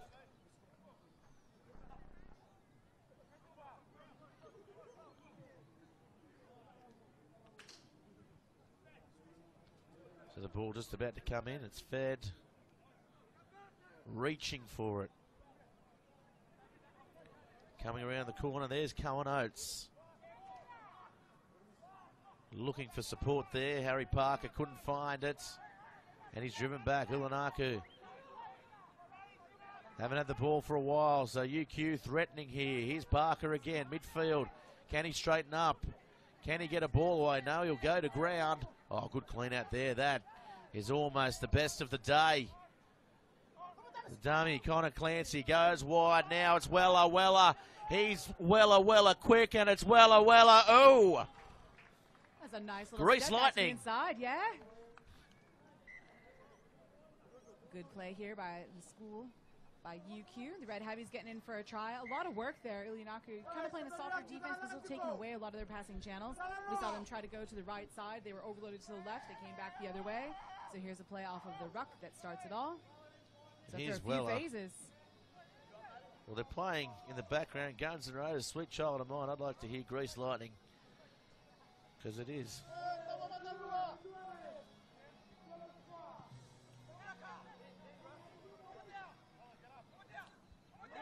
Good take by Ilianaku, lifting their player in the air. It wasn't quite necessary. Queensland A bit of space down there. The short side, Connor Clancy putting his body on the line. The palm, and now. There's trouble out wide. They need to straighten up the attack here, Ilianaku, and look at the strength there, just standing as he's ripped back in the tackle. The advantage being shown to UQ. Ball's not coming out of the ruck, deemed unplayable, so we're going to see a scrum to UQ. The Red Heavies looking to see if they can get another try on the board. We got about 30 seconds left in this penultimate match of day 1 of Central Coast Sevens. One of my favourite words, penultimate. I'm fond of fortnight. We don't quite use that so much in the States, but Really? here in Australia, we're like, okay, everyone's learned.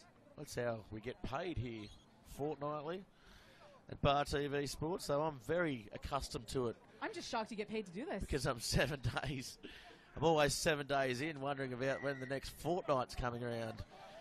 As the tap gets taken. Ulanako just jumping the gun there. It's been a big day here in the party box at Bar TV Sports. And while I don't apologise for my ramblings, I've had a good day here. We'll be back tomorrow on Bar TV Sports live from 10 a.m. Taken out there. No, referee says play on. That one almost winning an Academy Award. We might enter that in the Sundance Film Festival. Such was the acting. There's a couple of double acting there.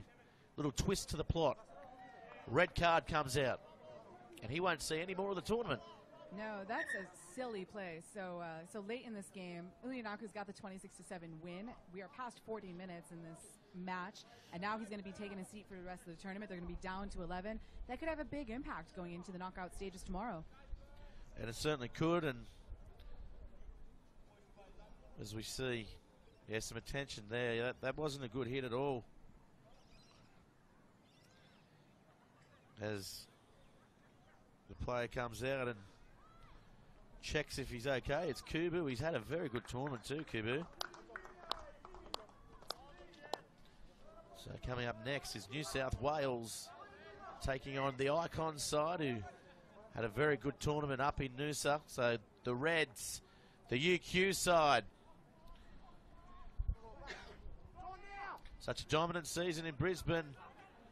And now they try to exploit the one-man advantage.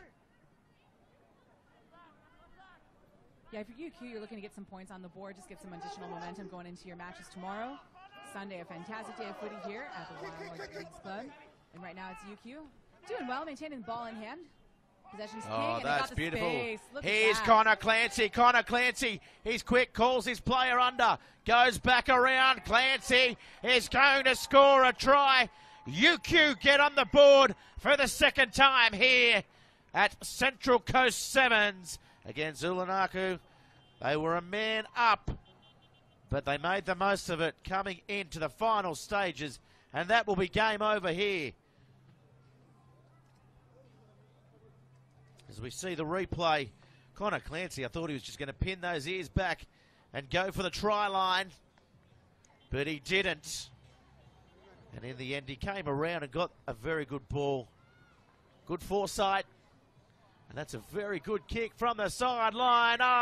Flag goes up. 26-14. UQ certainly not disgraced there against a much bigger, faster side, Liz. I should have taken you on that bet. 26 points is all for Ulianaku. Down a player for the rest of the tournament. Of course, they get the win. It was a fantastic show of rugby. Solid first half. Second half kind of mellowed in. They got the win. They were able to kind of take off a little bit. They didn't have to stay on to the races. Able to use a lot of their bench, a lot of their roster. It's a deep tournament, looking at 6 games for most of the teams that are here. Well done by UQ, getting the 2 scores on. Find a little bit of their momentum, and again, looking to see what they're going to do tomorrow on day 2 at Central Coast Sevens. Well, we've got a big match coming up now. Of course, New South Wales Sevens. They played well here today, led out by Kapini Belcher, taking on the Icon side, who are very good invitational team. Quite a few of these players that are familiar names. A lot of these young men from Bond, and the rest of them coming from the Icons. They've got a new training center up in Brisbane. This is a team, like I mentioned, I actually had the honor of going with to Spain, seeing how they operate, managing a bit, and doing some translating work for them while we were in Ibiza at the TENS tournament there. Nice. So quite a few of these players. Hayden Sargent is a young man from Bond. I tell you what, I've been to Ibiza and I didn't need any translating after 3 in the morning. I could understand everything. I think everyone can understand everything at 3 a.m. in Ibiza, to be fair. This is a good outfit here, coached by Andrew Curtin. He's a coach that spent time coaching down in Kenya, running the academy up in Brizzy. And then, of course, Manny Cole as well. So here we go, last match of the day. It's a high kick, it's searching, coming down. And, New South Wales side almost coming up with it. on the South far Wales side. does come away with it. They do come and now away with turned it. over to Icons. But they've turned it over. I've surprised everyone here today, but none more so than myself, Liz, as the ball now comes out. Here's the Icon side. Oh, nicely fed out wide. David Yabsley taken out. In the 9 jersey, Durant. He's very nippy, very quick. Out there with the curly hair for the Icon side. So watch him to create a lot of opportunities for his outside men. With Josh Petro to throw the ball in. It's a nice line out there as Fogarty, the go-to man, takes them forward. Now looking for the long searching ball. Tuigamala. Little step on the inside. Good footwork. Chipping over the top for himself. Tuigamala, but that man we just spoke about, Durant, does well. With the ball in the hand of Brad Jones. He's a threat. He's a player that can play every position when it comes to the sevens field too. Also, here come the Icon side looking to turn the New South Wales side inside out. There he is again. Now Durant with the ball. Looking to feed his outside man and all. He doesn't need feeding, does he? Leofano. Very hard to put down. Leofano. Oh, the ball goes over the touch line. He was dynamic, to say the least, up in Noosa, and that proves just why here on the Central Coast he's brought his game again. So referee says no go on the quick line out. It looked like Icons had their 2 men there, just establishing that the line out is set. So we're going to bring it back for a bit of a replay. A pretty key match when it comes to this pool of action. I know Icons drew one of their earlier matches, so this is kind of a must-win situation for them. Of course, New South Wales is looking to go well, but doesn't go 5 meters on the throws. This is going to give Icons the ball. Looks like they're taking the option for the scrum. Going to take the scrum and try and work a set move maybe. Durant with the ball in the 9 jersey. As we see Hayden Sargent coming into the pocket. A little bit of a sloppy effort there by the Icon side, but it will be their feed as it came out the same tunnel, Liz. Yeah, it's good pressure there by the New South Wales number 4, Josh Petro. But you got to close that tunnel. That's your job as a prop. So we'll see a reset scrum. And just time winding down on this clock. Of course, it's just the first half of action. It is the first half of action. Now Sargent comes through. Josh Walker. Oh, nice ball inside. This is looking Brad for Jones support. again, ball in hand. He's got the numbers to the outside. Would look to make use of the number 13, but can't quite find the link with the big man. Instead, gets it outside to that number 3, David Yabsley. And Yabsley almost there. He's 5 out. Yabsley picks up, goes himself, and Yabsley, is he over? Oh, he's over all right. Try. Good individual effort by Yabsley, the big number 3.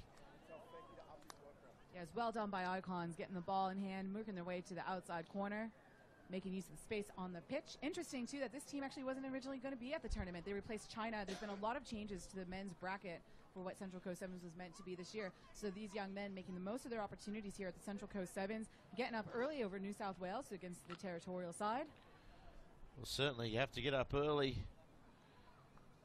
to get over the Waratahs side. Icons, the invitational side, of course, they do play a fair bit together. It's a testament to the depth of sevens rugby in Australia. Of course, it's growing.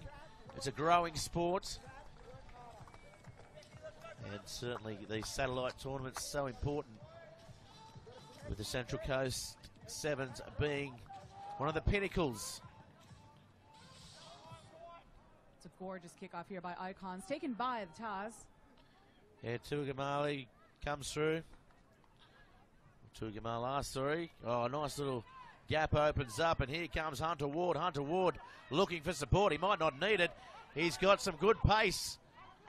Of course, former hooker, playing in the New South Wales Gem Blues setup. Quick tap taken. Oh, no one in front of him. Kapini Belcher goes over for a try. Jumps the fence for his efforts too.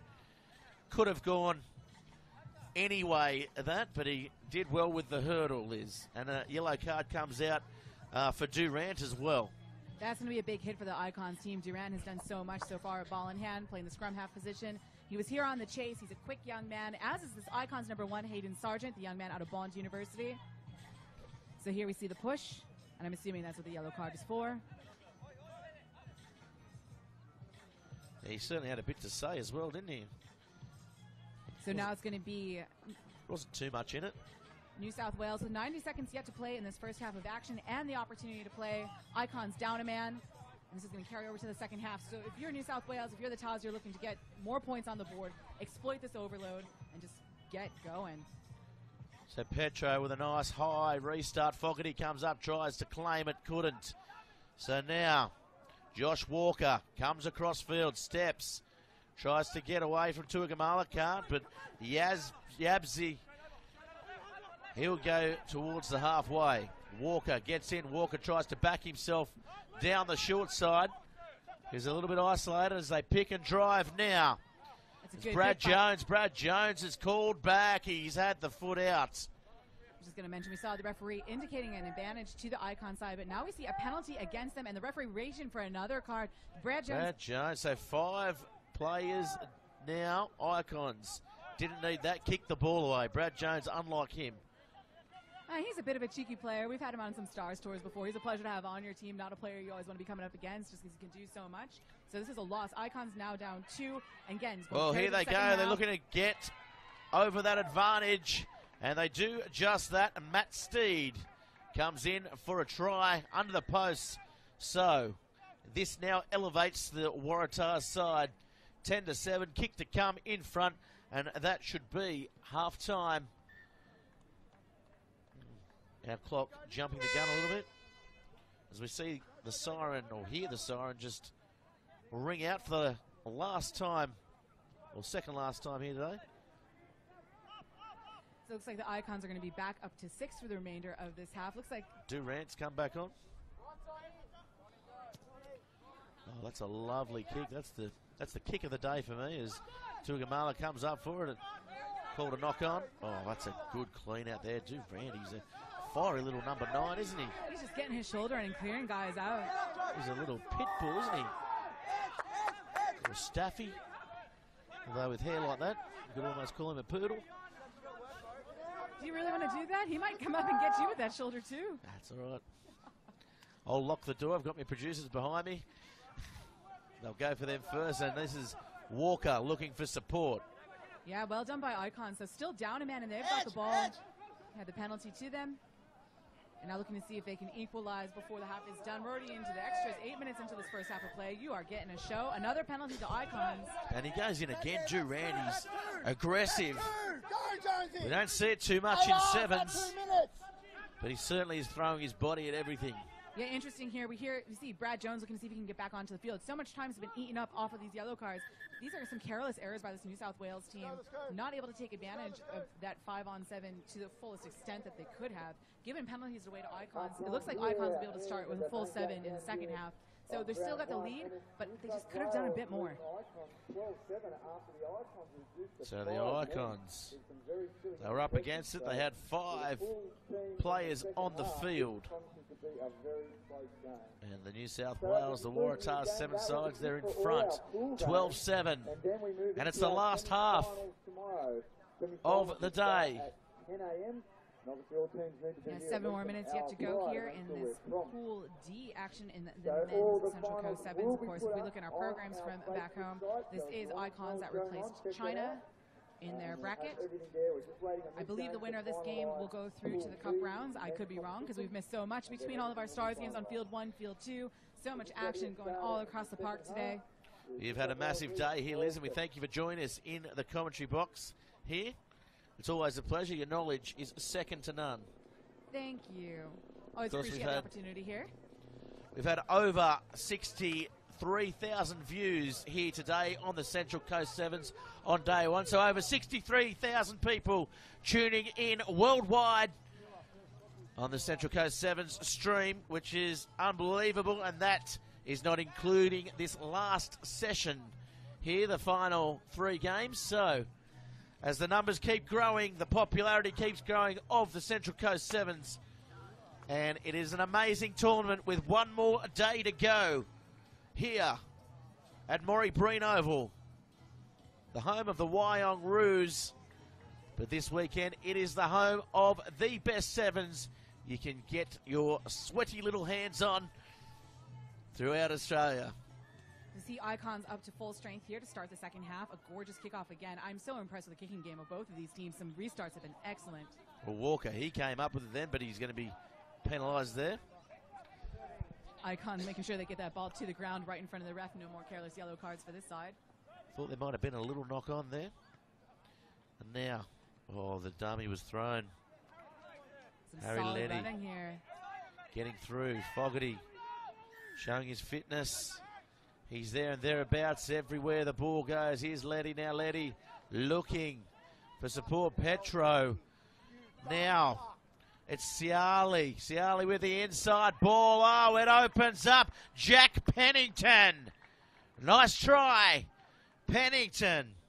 He is a strong player, and especially with the size that he's got, his upper body is just massive. Being able to get that speed downfield, that's a hard line to stop. Fantastic work by the Waratahs. Open up the second half with a try, taking the 17-7 lead, pending the extras. And that all came from the penalty earlier. We saw Icons called not releasing, gets the ball to New South Wales, and able to get the try to the outside, and a great finish by Jack Pennington. He's been there and thereabouts. He's played NRC. He's represented handsomely around Australia for the sevens. He's played with quite a few of these other representational sides. I think he may have pulled on an Icons jersey from time to time. Someone that's been rated quite well. We had him recommended to come to one of our Stars tours when we were up in Vegas and Vancouver. He wasn't quite able to make it. But always fantastic watching good footy no matter what side these teams are playing for. So this is Brad Jones from Icons, ball in hand, dishing it off to his number 12. Yeah, that's Walker back to Jones. Jones with a bit of space. Oh, should have thrown the pass. Yeah, Thought he would have. Corbin Kiernan was outside unmarked, and here he is now with the ball. Jones now, Durant. Oh, the big dummy, the quick feet. He's throwing the ball everywhere. Now Kiernan looking for support. Back to Jones. Back to Durant with Walker on the outside. Doesn't use him. Back inside to Jones, and Jones with a ball bouncing up for Hayden Sargent. Sargent, Bond University. Down the sideline there, Fogarty cleans up. Throws an awkward part to Petro, and nice chase there by Yabsley. Now Fogarty comes across field, pops it up. Under pressure now, Hunter Ward gets a nice pass away. And this could be shut the gates, as this will be the second try now for Jack Pennington, who streaks away and almost seals the deal, you'd imagine, here for this Waratahs side. The only person keeping pace with Jack Pennington on that try was the referee. Fantastic play by the Taz. Getting out of a little bit of trouble. There was so much pressure on that kick downfield. Able to get the pass off again. So playing a little bit 2-on-1 keep away, and it works to open up the space. So the Waratahs going back the other way. And the Icons looked like they had a solid attacking opportunity of their own, just not able to come away with points on the board. 22-7, the Taz leading Icons. So the kick successful. 24-7 now. As we look at the replay, and yeah, the Icons side, they played plenty over the last few weeks, and the legs are heavy as Pennington strides away for a try. So still just over 3 minutes left to go in the second half of the final match of the Central Coast Sevens. Another beauty of a restart here, and quite the knockback. Yeah, Sandy Wanawana, he got the yellow card earlier on. He was playing quite aggressively against the Australian Green side.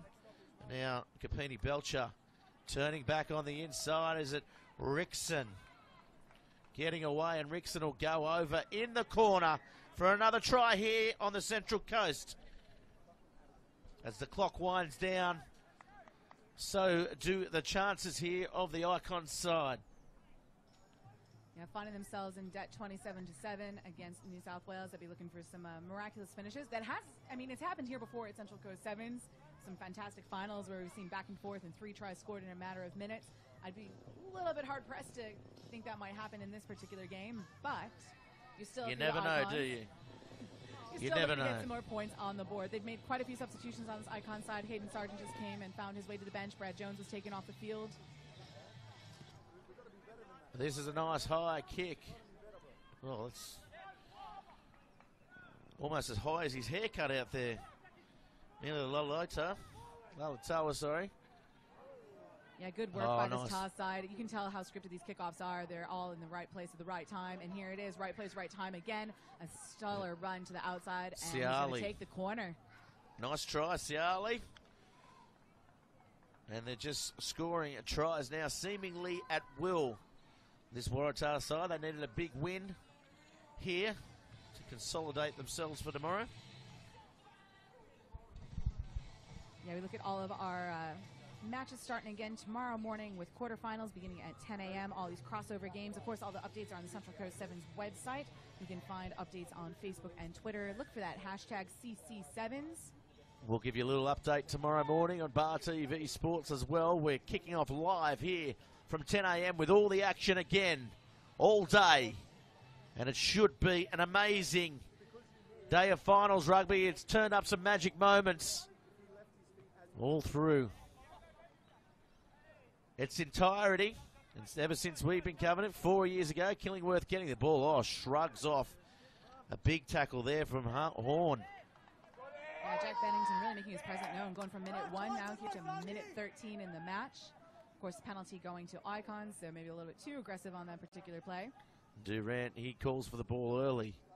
Finding Walker. Walker comes up. He's been good, Walker. Oh, that's a good tackle coming across Jale. Send him 1-1. Quick tap taken. Called back, though. Dimitri. Here he is again, Durant, looking to create something out of nothing. Nice little pop ball. Calling back on the inside. Oh, look at the flick pass, and Dimitri can't go with it.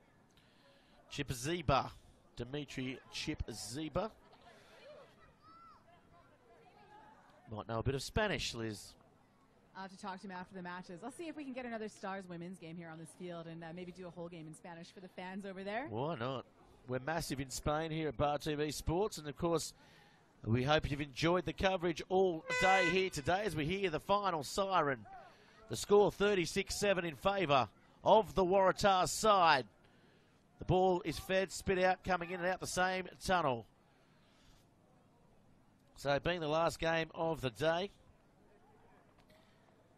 we're going to say thanks for joining us here, Liz. It's been an absolute pleasure having you here for this afternoon session. Indeed, all the guest commentators we've had up in the box, the producers, the cameramen, and catcher on the sidelines as well, organising all the team sheets for us here today. She's done a remarkable job keeping us well learned as the ball spills out wide for Rickson. Rickson, we know he's quick. He'll try and get around his opposite, and he can't do so. Kapini Belcher. Now Rickson in some space, called forward, and that will be full time. Wrapping up day 1 here of the Central Coast Sevens. Big thank you for Destinations New South Wales, University of Newcastle, Central Coast Council, and indeed Kinesio Sports providing all the sponsorship and all the strapping.